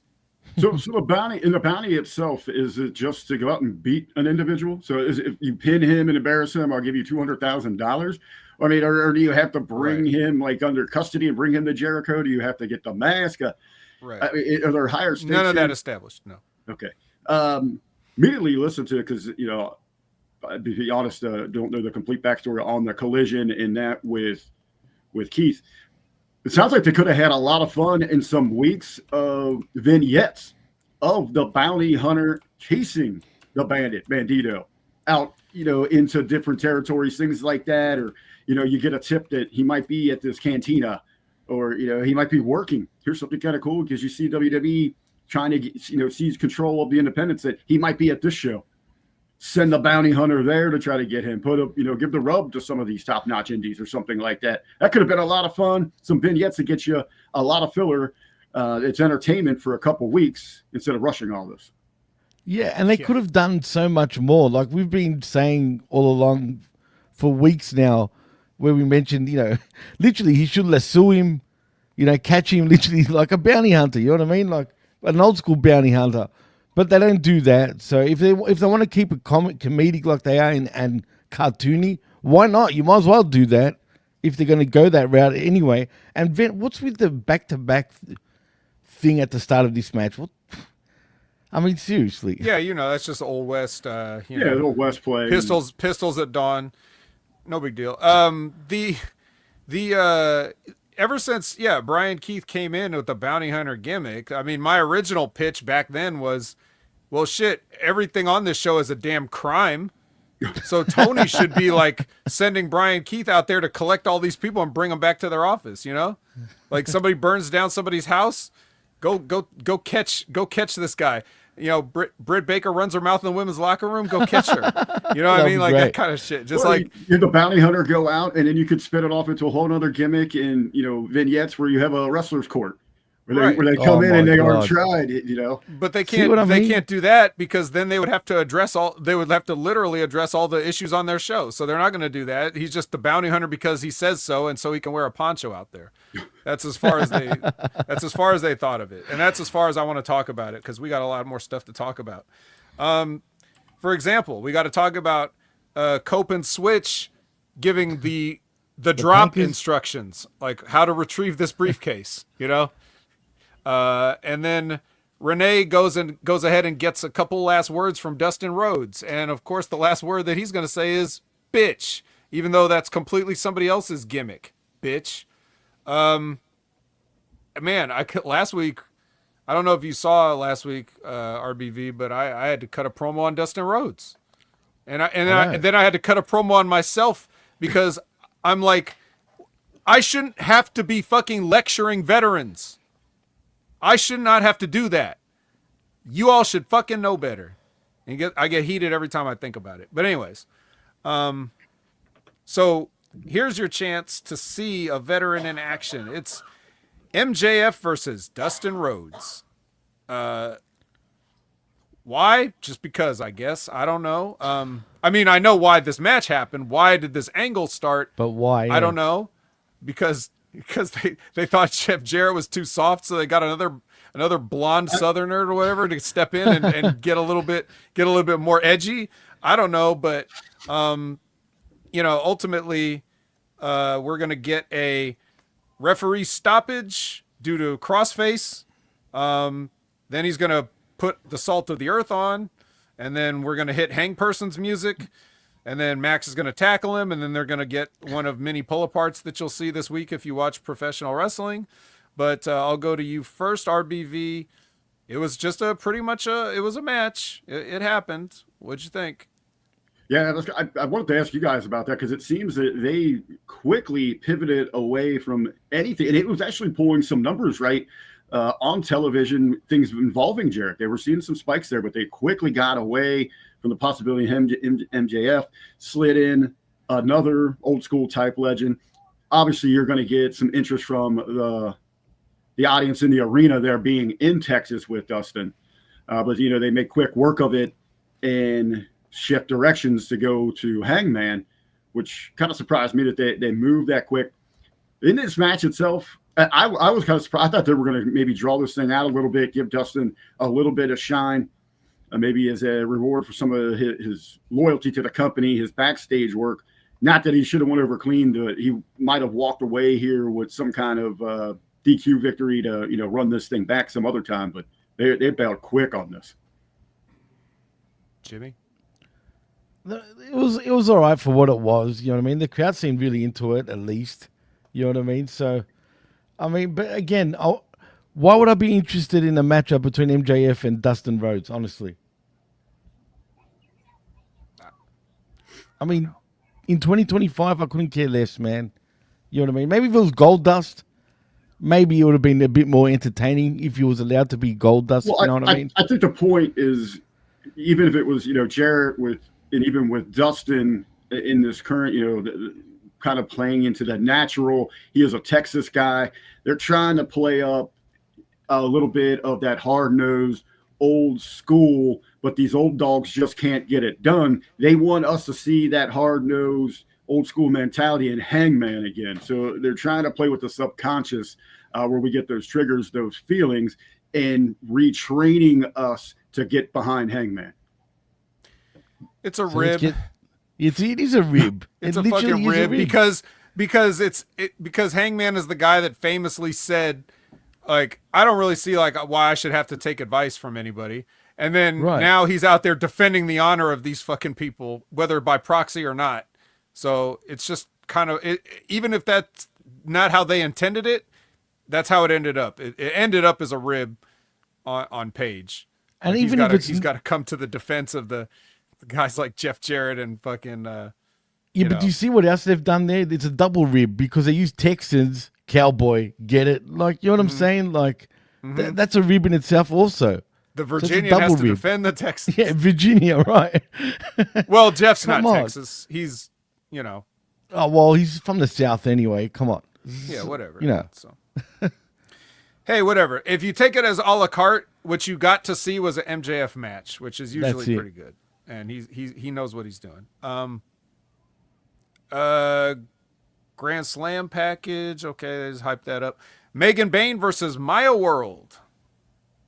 Who? Okay. So after Megan Bain gets done with that, Statlander passes her on the way to the ring because she's got a match up next. I like how they only have people, they only have people cross each other in the aisleways when there's an angle going on between them. They never hit anybody else's music that has nothing to do with anybody, right? But anyway, that's fine. We got to hurry up the show. So it's Penelope versus Statlander. You know who wins. Statlander hits the Wednesday Night Fever. I think it's whatever night they're on Fever, right? It would be Saturday Night Fever if they're on Collision. It's Wednesday. It used to be Friday Night Fever on Rampage. Because Wednesday nights rock like in the clubs, right? Come on. Always. It's Wednesday Night Fever. Yeah. So after Stat wins the match, here comes Megan Bain back out, and Penelope hits a cheap shot on Statlander. She falls off the ring apron and hits the ground, and then Megan Bain picks her up and gives her the F5 on the floor. So, ooh, there we go. The seeds are planted for another wonderful rivalry between Megan Bain and Chris Statlander. What's your thoughts on Megan Bayne, Rick? Well, the match itself here with Statlander and Ford. I know Ford just recently coming back from an injury. I don't know if it's just ring rust, but it seemed like they had their timing was way off. She's been back for a month or so. Okay, a little bit of a sloppy match there. Bayne, hey, I mean, she's got an incredible look. I mean, absolutely. Looks like an absolute superstar. She has a presence about her. They're presenting her in the best possible way for AEW right now.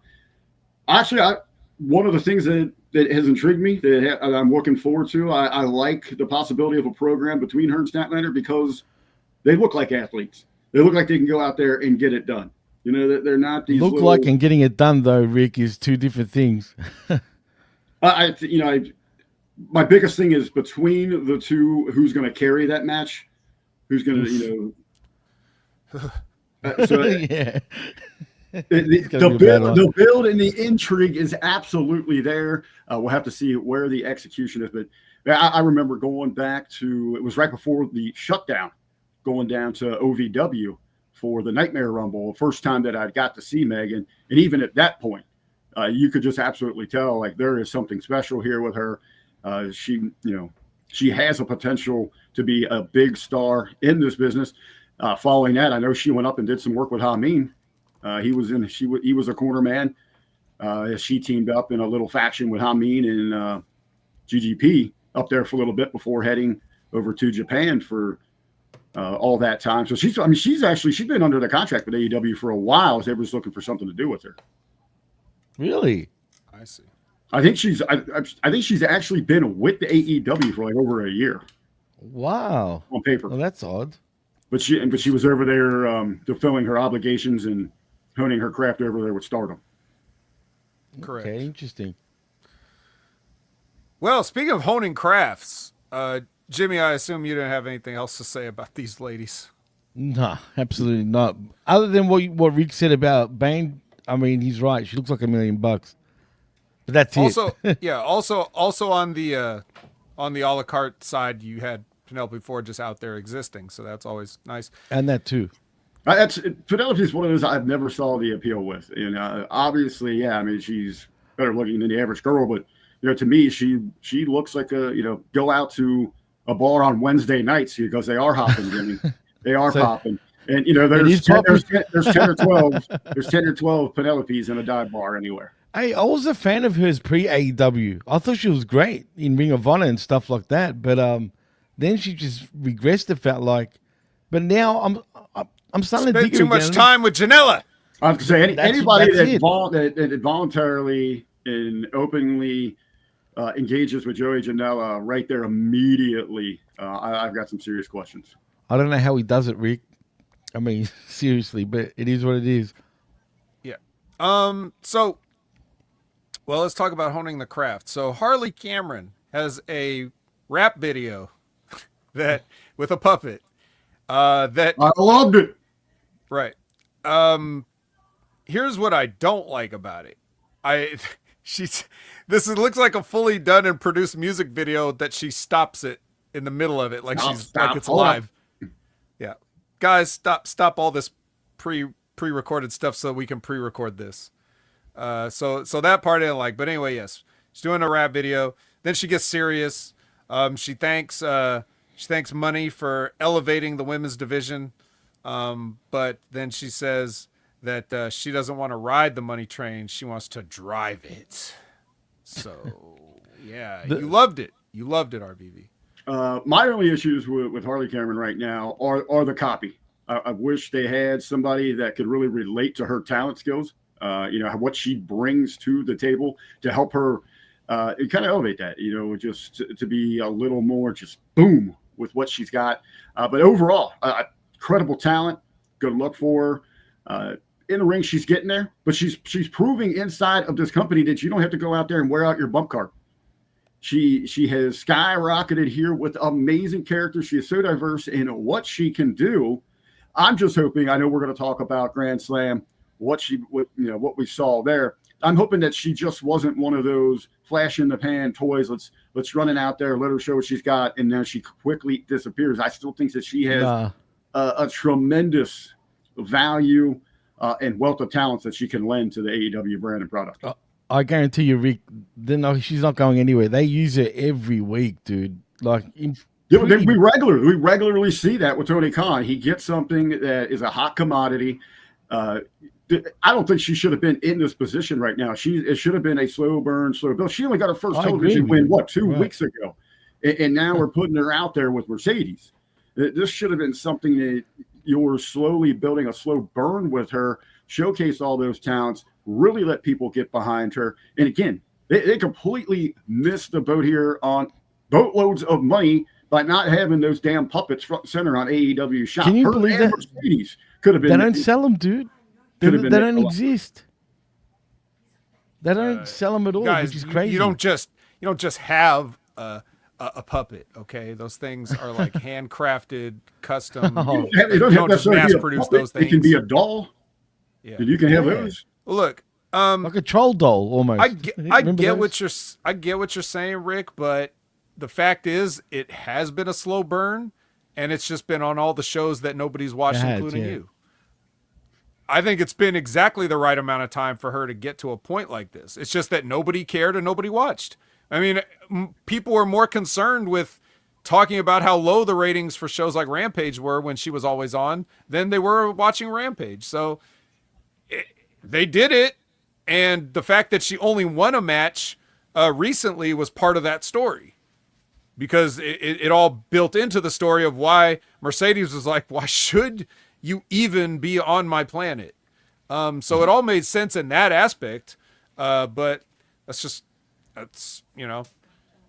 like I said, it's like when people say AEW doesn't tell stories, and it's like, well, they do, they're just not always good, and nobody watches. That is a case in Inside Eternally. You have to be smart enough to realize, Rampage, the numbers were so low. We told a third of this story on a show that got canceled.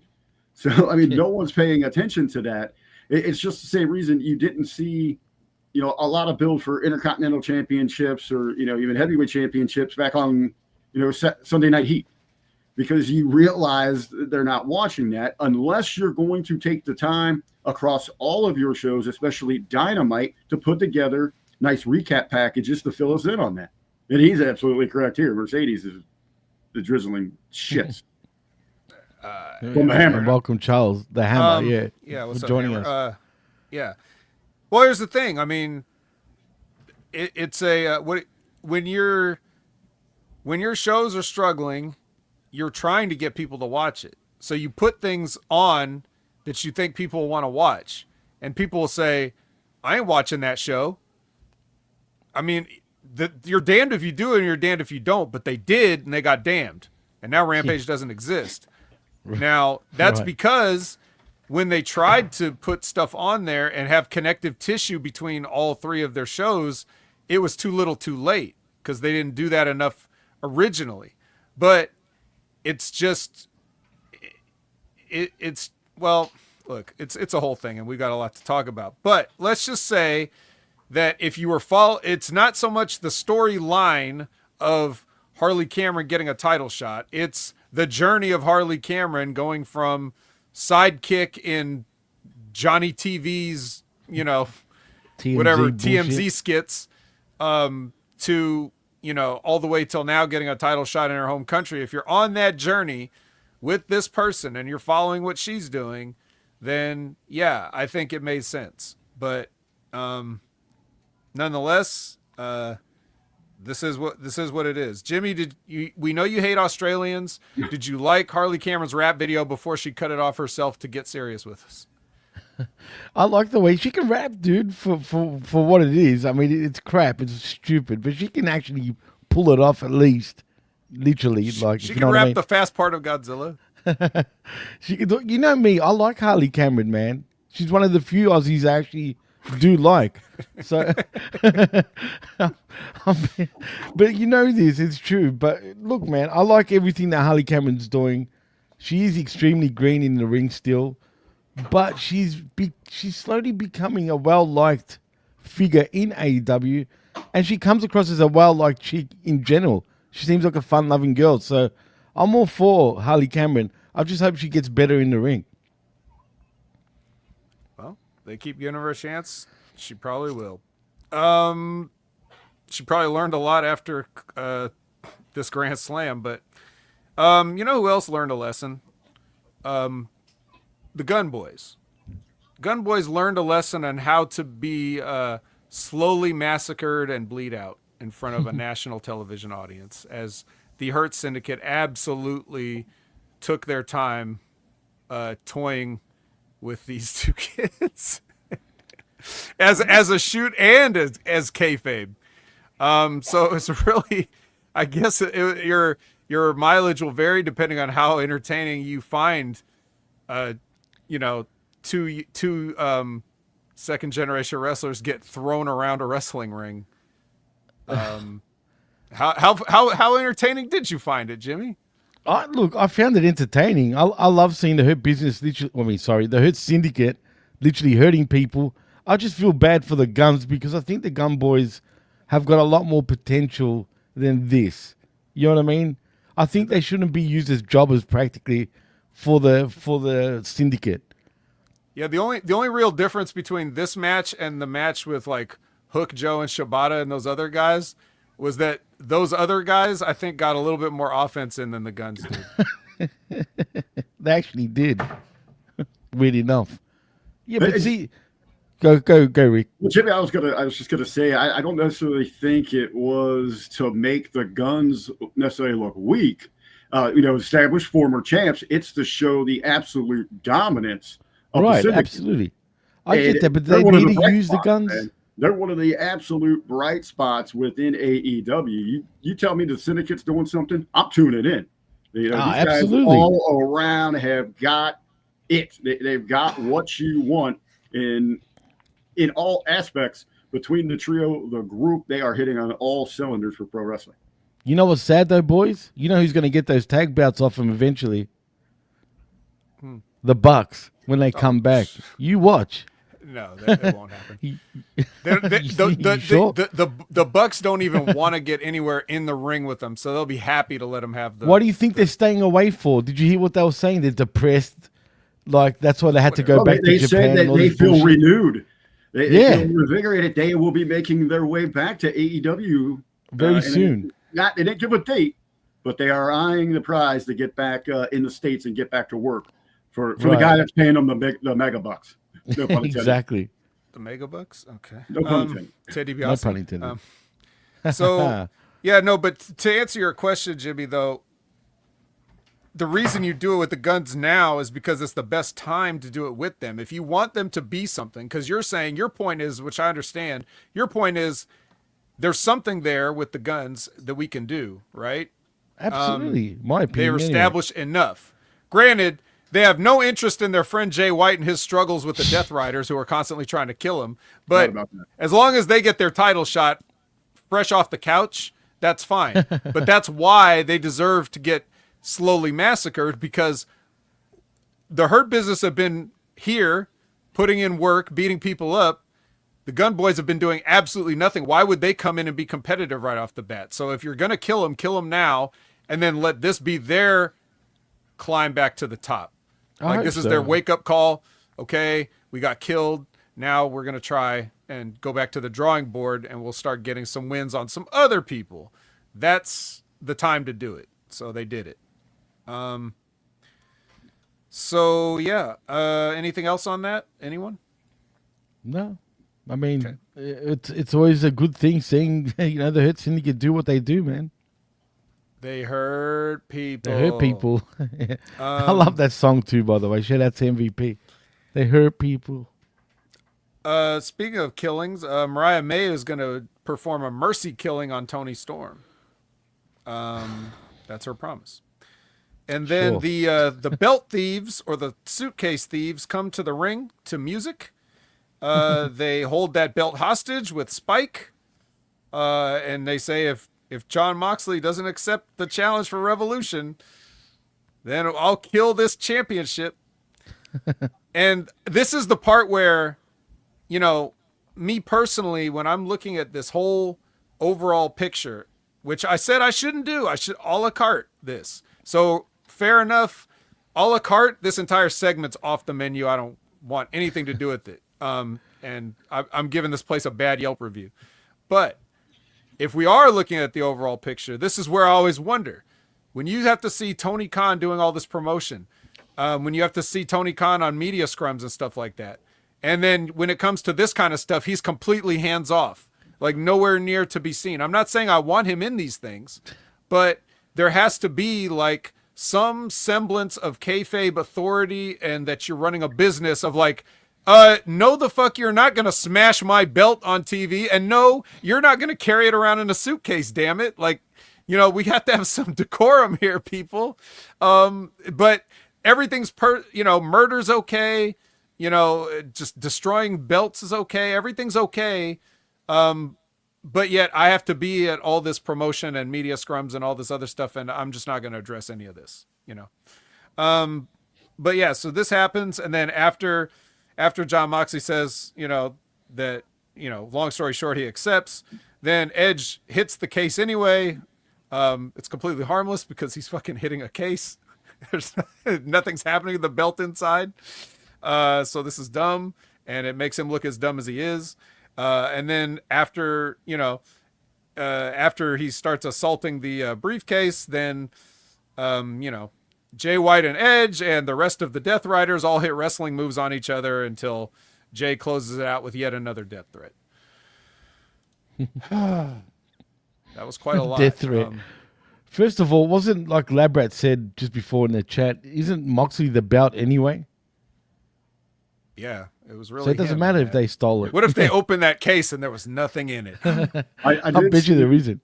I did see a close up from the audience, and someone had a sign. I wish I would have saved the damn thing, but someone was holding a sign that was intended for Moxley, but it was something like Simpsons season 4, episode 7, and it had the time mark where Lionel Hutz is watching the kids, and Homer opens his briefcase, and it's nothing but shredded papers or just like napkins and stuff in there. That popped me this morning when I was looking at it.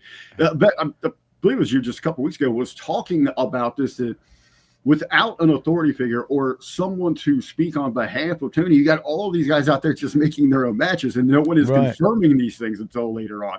They're just throwing out these open challenges. As you said, we going into the Grand Slam, no one was confirming anything for us. It was just people just yelling at each other, about what they wanted to do. Mm-hmm. So, and especially here, we got stakes on it. Like, right, this is your grand prize. You're trying to persuade people this is the biggest trophy, the ultimate chase in professional wrestling is your heavyweight championship. And you're not even showing it off each week, and then you're out there just beating it with a board that's got a bunch of nails in it or some shit. Another Simpsons reference. Oh, he's got a board with a nail in it. I will say one thing about Mox, though. Have you guys noticed he's in probably career best shape? Yeah. Period. Oh, so I'll give him kudos for that. Over the months. Yeah. Yeah, no, definitely. He's better than ever the way he looks now, so I'll give him that. It's at Cincinnati Chili, baby. Yeah. Isn't he based in Vegas now, but? No, I think he's still here. Is he? Okay.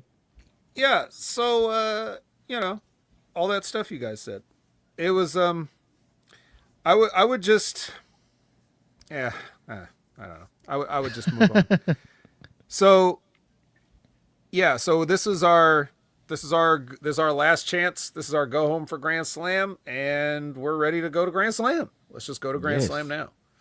Let's just do it. Let's go down under, baby. G'day. Right down under. Yeah. Yeah, g'day. We're in Brisbane. Brisbane. It's Brisbane. Come on, fellas. We're in Brisbane. We're not in Melbourne like Jimmy. No, we're not. So we're going to kick it off with Will and Kenny versus Fletch and Take. Can I ask before we start about that match, Vet? Okay. I just want some clarification here. Was this match a Brisbane Tornado match, or was it just a tag match? Yeah, it was just a regular match, and no one regarded any of the rules in it. Okay, that's all I needed to know. Yeah. Because that was my problem with this match. But anyway, please continue. Just like one of those kangaroo fights you were telling me about yesterday. It just went off the rails. How'd they have no... Dude, kicking and punching at the same time. They're on their tails. But you know what I don't understand? Before we jump into the match there, man. Happy mishap. I liked the presentation, the look with it. I thought the production was way better. It was great. It was. It really was.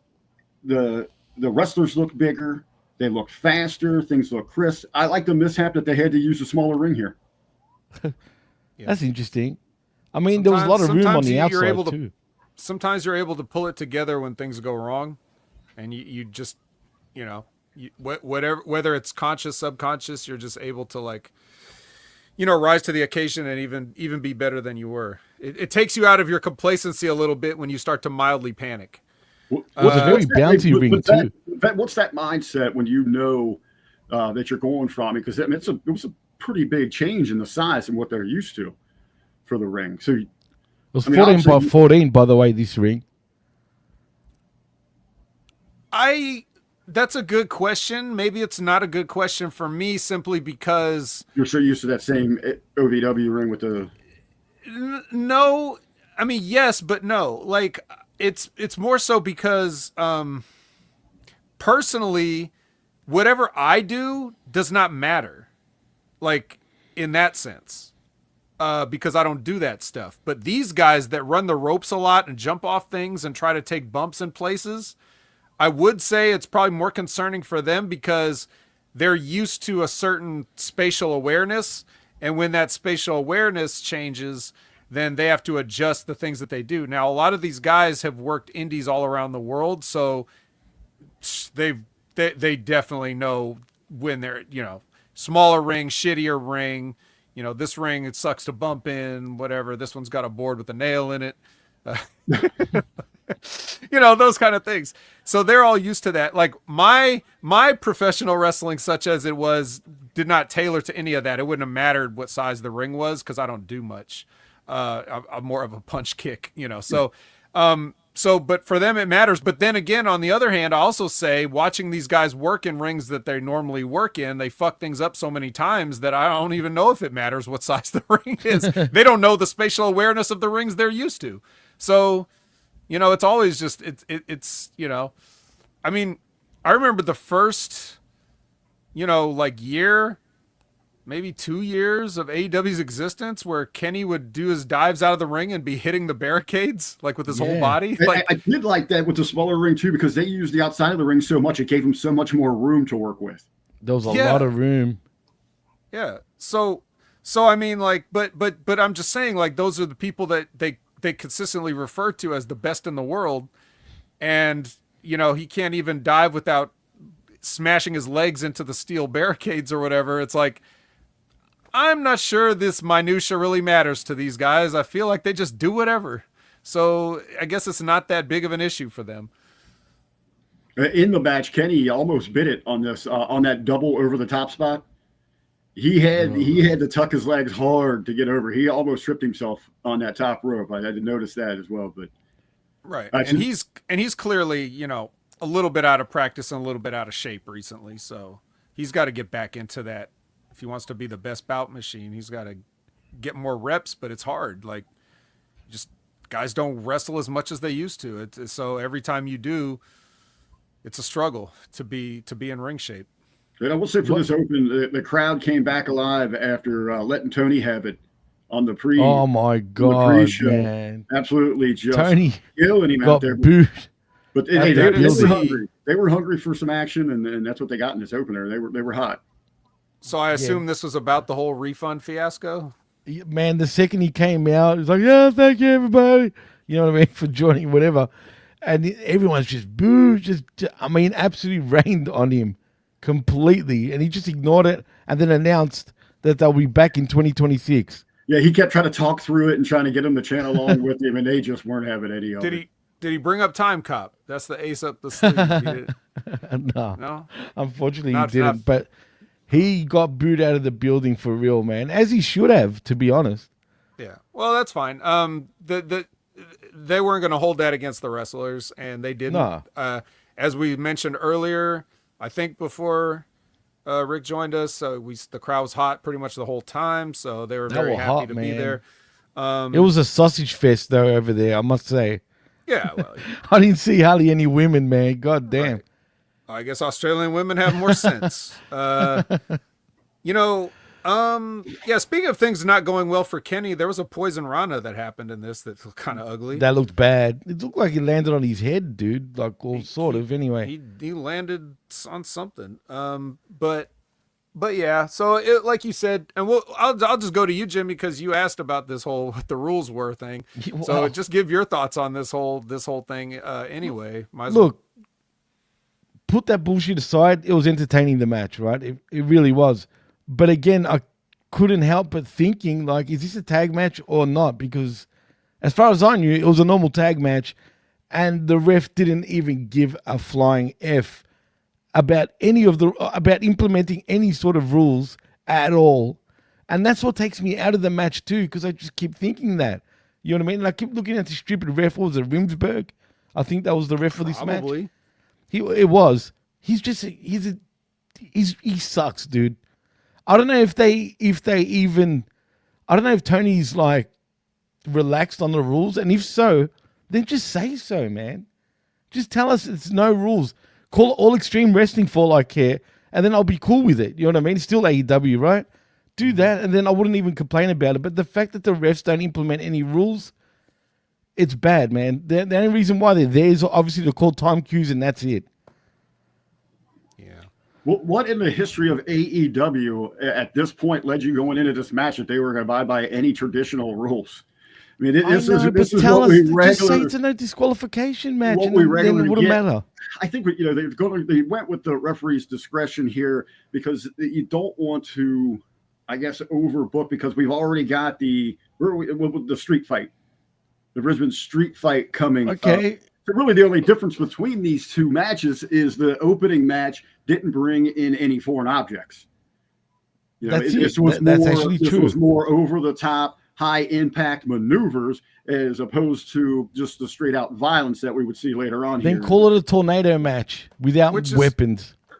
Which is it's ironic that they didn't bring any weapons in, because this entire thing has been predicated on guys stabbing each other with a screwdriver. Yeah, ironically. But you know what was crazy? Start with that. We start the angle with screwdriver stabbings on behalf of the Don Callis family. That's their signature. That's their signature move, is stab a guy with a screwdriver. Will Ospreay did it to Kenny, and so on and so forth. And Takeshita has taken up the mantle of the screwdriver recently, and Kyle Fletcher as well.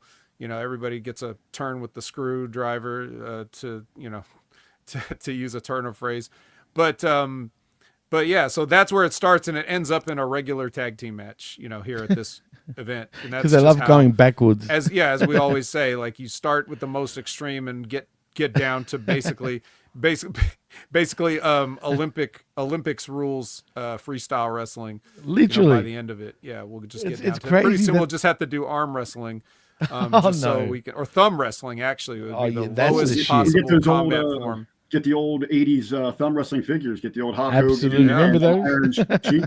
Combos. But would that be considered a foreign object? And then those would have to be banned. We can't use the thumb wrestlers. We have to save that for the main event or whatever. So, So anyways, these guys did whatever they want, like Jimmy's saying. It's, or as I call it, a standard TNA tag team match. I mean, Rick, did you have anything else to add to the overall, like, how was this as an opener for you? I think in modern wrestling, we just come accustomed to, that opening, that curtain jerker is going to be one of those matches where they come throw everything at it, try to get that high energy from the crowd. That's the goal. I think they accomplished that. They definitely did. They set a tone here in the opener. These guys were getting after it. We saw some high spots. They were very excited to see Omega back under the AEW banner. Baby's over. Everybody happy to open this thing. I'm pissed that he used the damn Final Fantasy theme again, though, boys. That's big match music, Jimmy. That's big match music. Sorry. It did come across better, though, with this crowd, the way they reacted to him, though. I'll give him that. Not that I'm a fan of the song at all. Just go back to what he was doing for the last 2 weeks. Because I bet you when they come back to the States, he'll be using his previous theme once again, because he knows the American fan base just... It's like Triple H has King of Kings and time to play the game, Yeah, but they're both good tracks, though, dude. I like both songs, you know what I mean? And they're similar as well. Yeah, I know. Just saying. You can have different entrance musics based on your situation. All right, let's talk about Harley Cameron's big night. She's walking to the ring before we go to break, and we come back for a break, and it is Cameron versus the CEO with Momo in the front row. Watanabe. Yeah. Moo Moo wanna knob me. Yeah. Momo. Yeah. So apparently she won that, that Snavitz or whatever that they had earlier in the year to see who was going to get a title shot for any women's promotion of their choice or some shit like that. Apparently it was her. I like Momo mostly because she kicks the shit out of people. So I'm always in for that.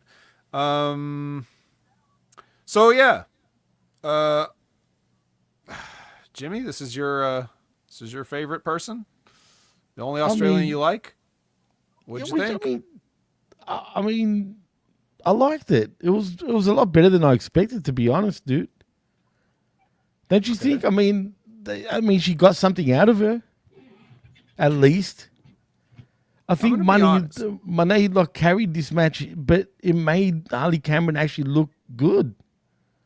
Credible. I'm gonna be honest. I was trying a new thing. What was that? Rather than trying to fast forward 2 hours into 1 hour lunch break, I tried keeping my phone on in normal speed. Feel the wrath, Vic. Come on. During work, and letting the announcers earn their paychecks by trying to tell me the story of and I'll come over and glance at the phone every once in a while, okay, she did that, and then I was trying a thing, so I saw about 45 to 55% of this match, depending. Yeah, but it sounded all right. I mean, for what I could gather, she got her puppet in, she got her destroyer in. The puppet was over, by the way. Yeah, puppet was over. She got the puppet in, she got her destroyer in, she got the 619 in, barely. That was the lowest hanging 619 I've ever seen. Oh, that was the worst. See that. Dude, that was the worst 619 ever. It was a little bit awkward because it was so close to the corner. But it looked right because she got it in. The knees went right to the head. It was knees. She got it in. That actually looked a little more devastating. I mean, maybe not the most beautiful. Yeah. Well, it was the speed of it that made it look not devastating.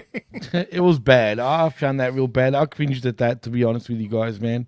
All right. But yeah, so that's what I gathered. But I mean, we all know who the brains of this outfit is, but Rick, yeah, what was your impressions of Harley Cameron? Now, you found the lead up questionable for various reasons, but now that we're here, a la carte. All right, so going into this again, I am a big fan of hers. Very talented lady. I've been kind of turned on to her. Been really studying. But her enough background. about Mercedes. Let's talk about Harley. God, believe me. I actually, in my memories, popped up a couple a month ago, where I even years ago called her the biggest disappointment, the worst wrestler in the world, and I still believe that in many, many ways for Sasha and Mercedes. The world? Yeah, because of the hype around it. With the expectations around her and how big of a letdown that she is. But I'm not here to talk about her. Where the Mone is at here. That is another thing. You say money is not money? Yeah. Notice the ring announcer kept calling her money. That was annoying. But okay, so I didn't catch because I didn't watch Rampage. Didn't get Collision, and only bits and pieces there. I would tune in for Dynamite to see Harley. Her and the Syndicate are one of the draws for me to that program and to follow AEW on their social media. So I had a little bit of that foundation, a little bit of that background. Inside of this match, yeah, I could feel the story where she was that underdog. Maybe she didn't deserve to be in this spotlight, but she is here. She's trying to get her home country to rally behind her. She knows the importance of this moment. Story being told in the match. I thought, she took, when she did get to drive that train, when she took control, a little too much, pandering to the audience, which is part of your growth in this business, to focus in on those big opportunities. It also plays to her other skills. When she's on the stage performing, you regularly go to that audience in music to try to get them, to pump up around you, to get the band rocking and all of that.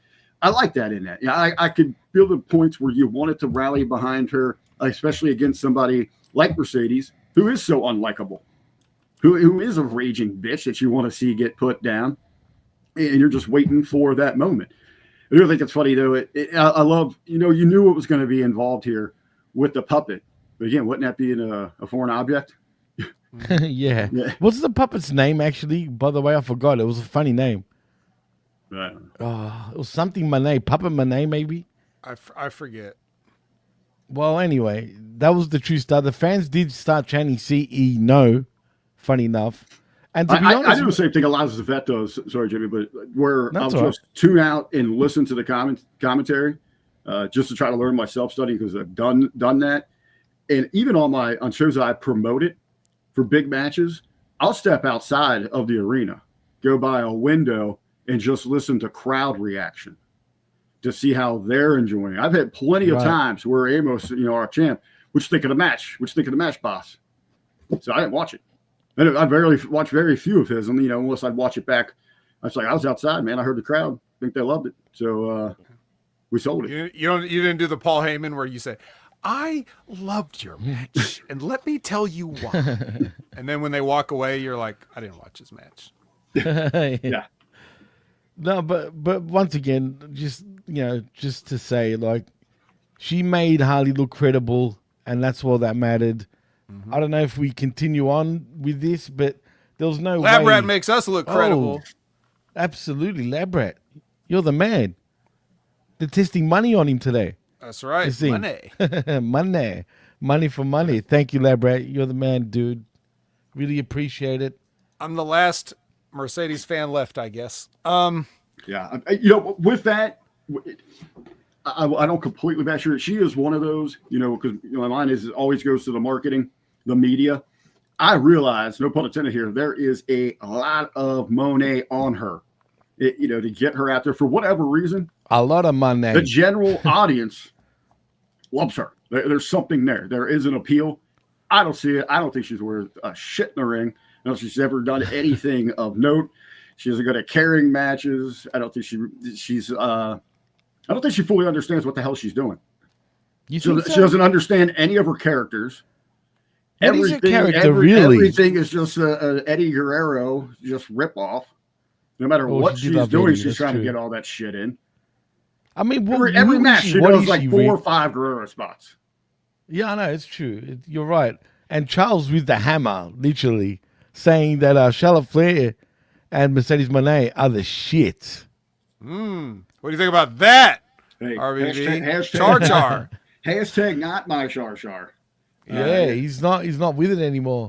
And it's more concern. I think there's something deeper. I agree. Going on there, but that's not for this conversation. For sure. All right. Man. Well, the end of this conversation is that after Harley Cameron misses a swanton off the top, just one too many things she tried, and the moneymaker puts her down. And that's it. Take that. Nice try, kid. Maybe next time. Then Kenny and Will make challenges for Revolution. We got people making their own matches. That's right. Well, I mean, they can challenge. There's nothing wrong with challenge. Yeah, I guess in fairness. It's up to anybody else to agree or not. It'd be great for the heels to disagree. No, we're not doing it. Yeah, but Kenny wants the International Takeshita Championship or whichever belt that is, and Will Ospreay wants Kyle Fletcher in a steel cage. Okay, we'll see. We'll see if those matches happen at Revolution or if Tony will say, no, I'm not interested in booking that. And then we get now we get our Brisbane Brawl, Jimmy. Okay, yes, now you've been to Brisbane, you born and raised in Brisbane, you basically know everything about Brisbane, You've been all around Brisbane. You're the poster boy for Brisbane. You're part of their tourism board. Brisbane Bros. Sure. Right. In this case, for this show, sure, I'm all those things. Yeah, right, yeah. So I just want to know, is whatever constitutes a brawl to take place in Brisbane? Do you think these guys did they pull it off? Did they live up to the Brisbane Brawl moniker? Is that how you Brisbane bad boys throw down? Yeah. Get out of here. Get the hell out of here. First of all, I'm not from Brisbane, just for the record. But for this case, I am now. Wish you were Brisbane, bro. Yeah. But They got that street cred. honestly, I was not entertained really by this match for some reason. Yeah, I know.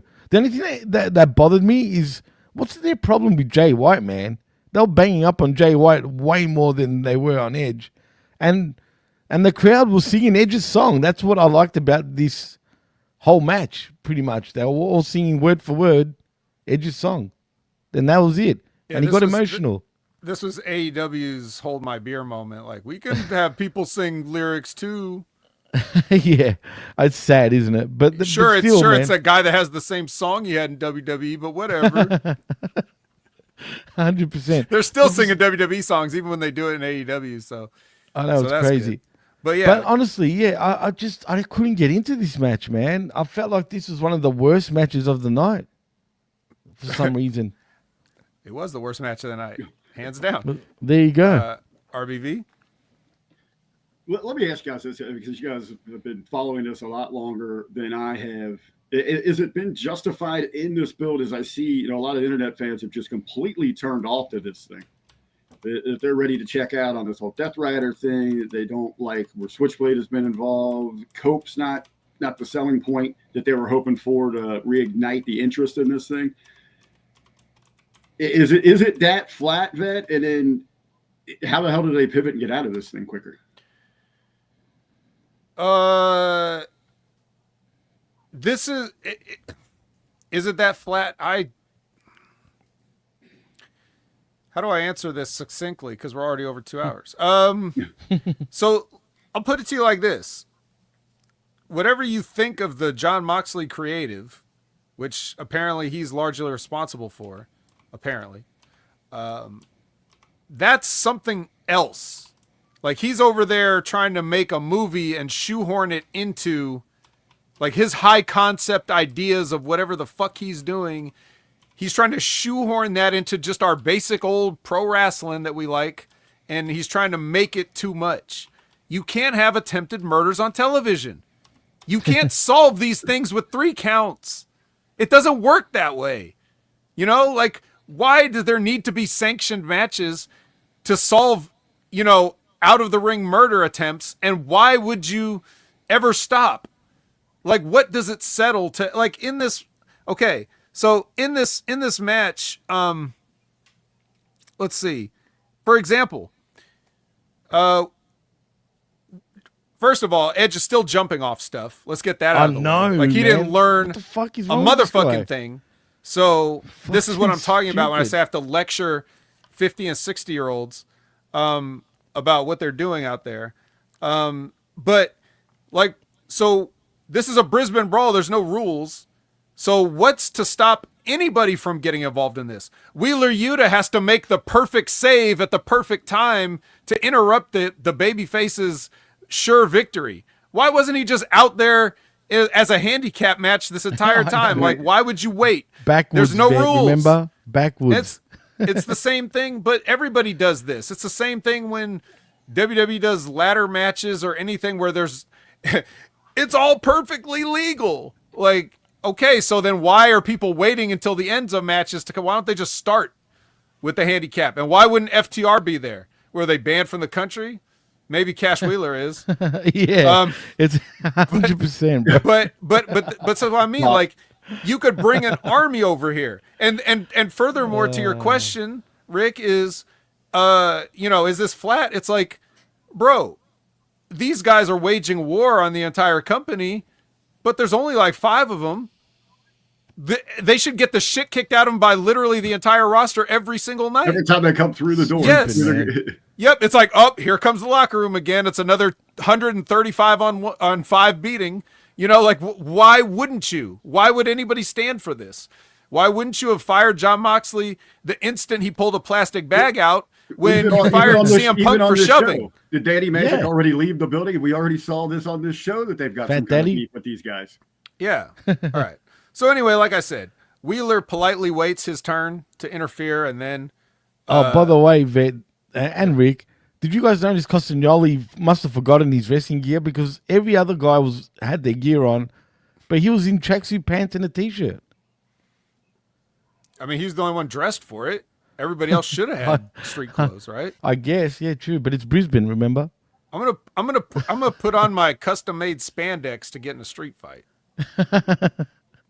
Well, and he, he had the mask on. He looked like a guy that was just very safety friendly, going out grocery shopping on a Saturday morning. He had his sweats on, his tee, and his mask, so he did his distancing.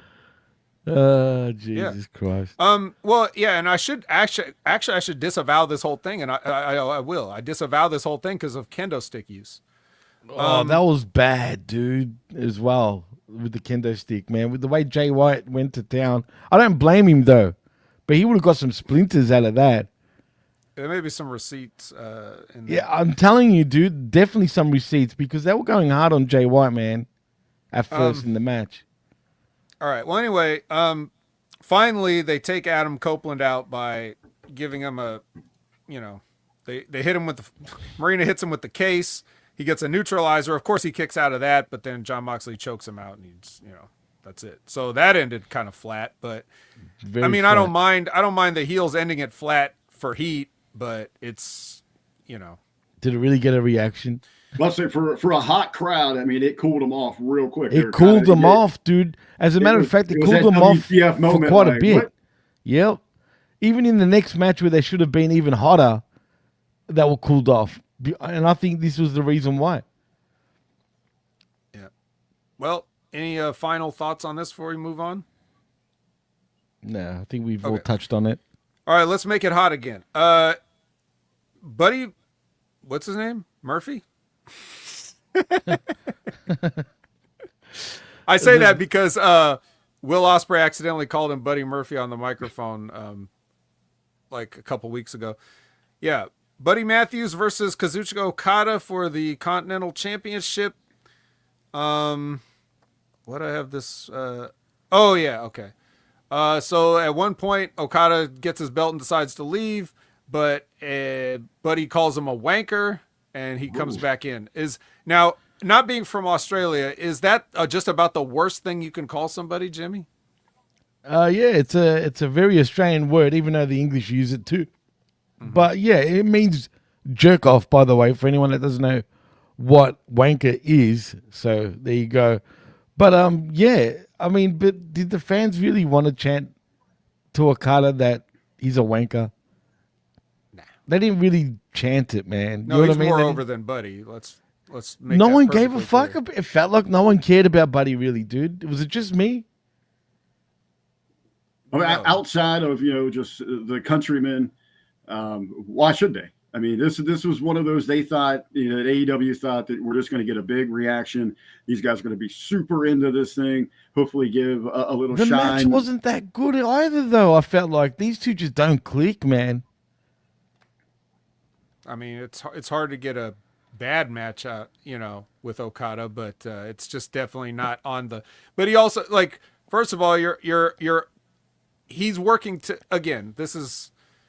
The genius of Okada is he's working to his spot on the card. Right? Like, obviously, these guys could quite tear it down if they wanted to, but that's not the spot. This is supposed to be kind of everybody's like, It's kind of the Harley Cameron down, Edge down. We got the babies to win at the beginning, but there's nothing at stake. So like, We're getting people down, and then Buddy's going down. But then when Tony, spoiler alert, at the end, like that's the big, yes, finally, that's the crowd's at the happiest. So this match is going to be somewhat mid. It's going to be where it belongs. That's why Okada's just reason number 356 on the 1,000 reasons why he's the best wrestler, because he works to the spot on the card at all times, whatever the match needs, whatever the card needs. He instinctively or scientifically knows that. So it was never going to be like a tear it down match because, one, everybody else already did every fucking thing before this, and two, we got a bigger moment coming after it. So it sucks. It's a terrible spot to be in. So I think they delivered the match that the card needed. Right.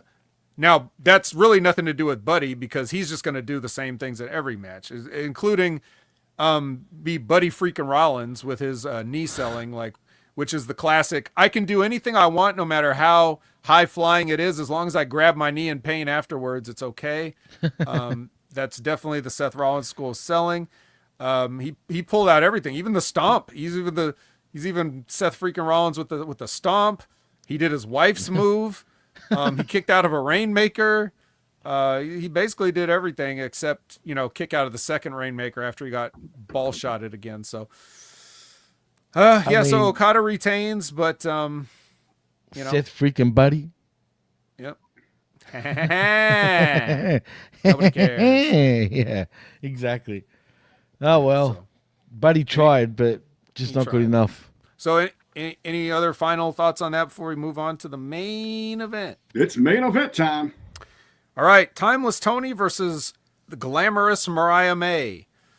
Again, with Toni was doing a little bit of we got a little bit of Brock Lesnar in this, just throwing Mariah May around willy-nilly. We even got a little Moxley with some of that bulldog choke in there. We got some hip attacks, so that's classic Toni or Bloodline. Any way you want to go with that. That's true. Good point. Yep, we got the Storm Zero, which got kicked out of. Yeah, I was going to say more than once. We had the two Mayday kickouts, and then finally we get an inside cradle, a poor one at that, that finally gets Toni the title for the fourth time. So we do pay off the the hometown hero with a big moment here. Was it big enough, RBV? Opening of the match, I liked the aggressiveness from Toni. The early storytelling here with Mariah thinking she knows what it takes to get, to have Toni's number, to put her down, and she shakes it up. She comes out and gets after it. Jumps the bell, and as you said, very Lesnar-esque, just tossing Mariah around, just taking it to her. The heel's got to regroup. Like was after one of those Storm Zeros where she was quick to get her ass out of the ring. Just good ring awareness to regroup and try to get control here with it. Of course, big moment there. Supposedly a big moment at the end there. One of my initial thoughts was, this is it. Where was the big glitz in the glam? You get a real quick shot of her hitting, the pose on the turnbuckle there, but I was expecting a spectacle. The popping circumstances, maybe some fireworks, confetti, something. Maybe all the decorations were with the ring that was supposed to arrive. that could have been it. It got lost. Maybe something. Are we hitting you with tariffs as well? Or, is that a problem with Australia? Party City tariffs? Yes. We don't have a Party City down there? Shit. Actually, Brisbane, Queensland as a whole, especially more the Gold Coast, is very much a party city. More Gold Coast, not Brisbane, though. Yeah, so we didn't have the big party here. In that case, it was quick to go off air. It's past 12:30 here Eastern, so we were already running late because we had the late time with the NBA running over. But for the big moment that it should have been, or even we didn't even see any of the flash into Toni's world of going into the Hollywood style, the black and white. It was just boom. This is it. We'll see. They didn't, did they? I actually didn't really pick up on that, but now that you said that. That's true. They didn't actually bother doing that. Maybe Toni Storm has moved into the Technicolor era now. Oh, maybe. But for her, first time history made, first 4-time AEW Women's Champion. Kind of weird to say that because they've only been around for 5 years, but good for her. Still. Well, what about you, Jimmy? You started to not be that impressed, but what do you think? Again, I don't know if it was that stupid Moxley match, man, but for some reason I loved the start of the match, like you guys were saying, but I felt like it was very underwhelming by the end of it. I was expecting more, maybe. I don't know, man. Something was off for me in this match. And no, by the way, Kenny F and Powers, unfortunately, we didn't get Toni ripping Mariah's tits off. No. Unfortunately. Metaphorically, perhaps. Yeah. If the tits were a championship around her waist. But is it just me, or was the match very underwhelming? It should have been, I don't know, should have been more. More like longer? Not longer, just What did you want from it? I guess when you say it should have been more, then please well, elaborate. this feud has been building for how long, right? You would think they would. I mean, do you want some color or something in this? Or? maybe it should have had some color in it because it was one of those feuds. But I don't know, it's just something was off for me when it came to this match. Again, it could have been because really the Moxley, Jay Wyatt, Costagnoli match just gassed me after that. I was just like, by that point, everything just wasn't as good as it was in the first few matches. You know what I mean? So I don't know. I think I just felt like I was expecting more, and I just don't even know what more is in a way. I was just expecting something that we didn't get. Something was missing for me. Yeah, maybe something was missing. Maybe it was something to do with this was taped, wasn't it? It was. That's true. Yeah. So it may have been edited a certain way. That's true just too. To fit in the time constraints. Maybe the match was a little bit longer, perhaps. I don't know. I mean, the show did go 2 hours plus, though, to be fair. And it went quick. It felt quick. Yeah, I was surprised they were able to get it into one. Since when does an AEW special event go 2 hours? Yeah. That's like just the pre-show is 2 hours. So, I don't know how they were ever going to get, a whole card in 2 hours. That was something I actually enjoyed about this is that, we kind of had that 2 hour parameter. And, we didn't have a lot of the backstage stuff. We weren't pushing other storylines forward. It was a glorified house show in some ways, Rick. It was treated as, I wouldn't say a glorified house show. It was treated as a special occasion. We are going to pay off some things that we built here. Special occasion. We're going to focus on the matches, move you through where you don't have to process a lot of stuff here. I enjoyed this show. So did I, though. Overall, I did enjoy the show. I thought it was better than Dynamite. But it was just matches, really. You know what I mean? Like you said, there was no backstage segments. There was no real mic segments, other than Buddy. Just 2 quick ones. Yeah, if you want to call it that. And they were just, they were basically tying together some of the things that we were seeing on this show. It wasn't about pushing, okay, we need to see this on Dynamite or any of the other storylines that are going on in the company. It was paying off what we built for this one. A special occasion. And you had... I'm going to be very interested in seeing the numbers, how many people especially stuck around late at night to be like, okay, let's, you're coming in off that high, a fan or not of the NBA, the skills challenge. It was fun to watch. The dunk contest was a lot of fun for me. So I was already up a little bit, The endorphins are pumping. I'm looking for something. You roll out there with the opener, high octane. Those guys are getting after it with Ospreay and Omega versus Callis's crew. How many people stuck around? And you hype up. They want to see, okay, we got some good looking ladies here. Let's keep watching here and keep rolling through. And hopefully they stuck around for that main event. Well, on social media, I just want to quickly say it was a lot of talk. There was big talk on it. I've got a feeling the ratings might be a little higher than usual, even with a late start, because there seemed to be a lot of interest worldwide about this show. So who knows? We'll see. Maybe they'll hit the 500,000 mark, or is that too high? No, they could do it. But, we'll see. But I want to also say... It was an action-packed night. You had the USA and Canada throwing down 3 times in 9 seconds in a hockey game. Really? Over in the NBA, we got a guy jumping Kias, jumping over Giants. I mean, it was a lot of fun. It was an action-packed evening. I do want to say also that before we go is that a lot of guys that we didn't see, a lot of AEW guys that we didn't see on this AEW show were on the Ring of Honor show, like Jericho, Big Bill, Big Keith as well. And apparently Big Bill was over like Rover, according to the internet. I haven't seen the video or the match, but for whatever reason, everyone was behind Big Bill. I don't know why, but I'm intrigued to find out. Did they tape the Ring of Honor before? Or yeah, they did. I'm not sure. I think it was after, actually, from what I gather, but I'm not 100% certain about that. There we go. Well, I bet it'd just be interesting to see how the crowd was able to, if they were able to keep up that energy, pushing into it. No, apparently they were hot, man. Even for Ring of Honor, that people actually were saying they were really enjoying the Ring of Honor side of things too. So no one went home. All right. Well, it's time for you guys to go home. It's time for us to go home. Everybody go home. You don't have to go home, but you have to get the hell out of here. because we have sifted through everything. There is no more wreckage left to sift. I would like to thank the great Richard Bronson Vickery for joining us. Thank you very much. Appreciate you. Anytime, you are welcome.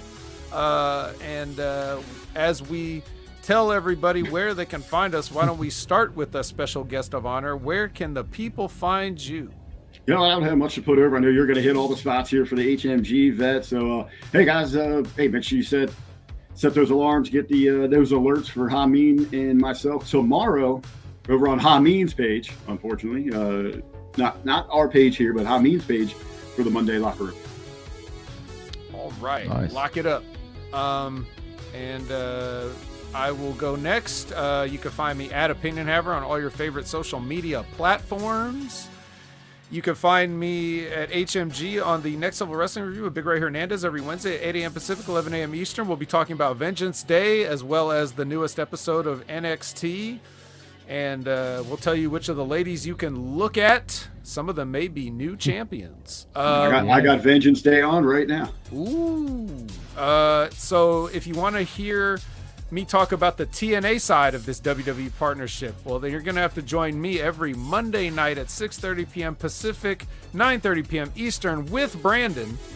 And we are going to be on the Impact Attack. So if you want to hear all the interminglings and the crossovers and the collaborations and whatnot and the habit-cha-hey and the ho, then that's where you're going to join us. And then if you want to see, let's see, how about you see the guy that made a Rip Rogers guy, which is Rip Rogers.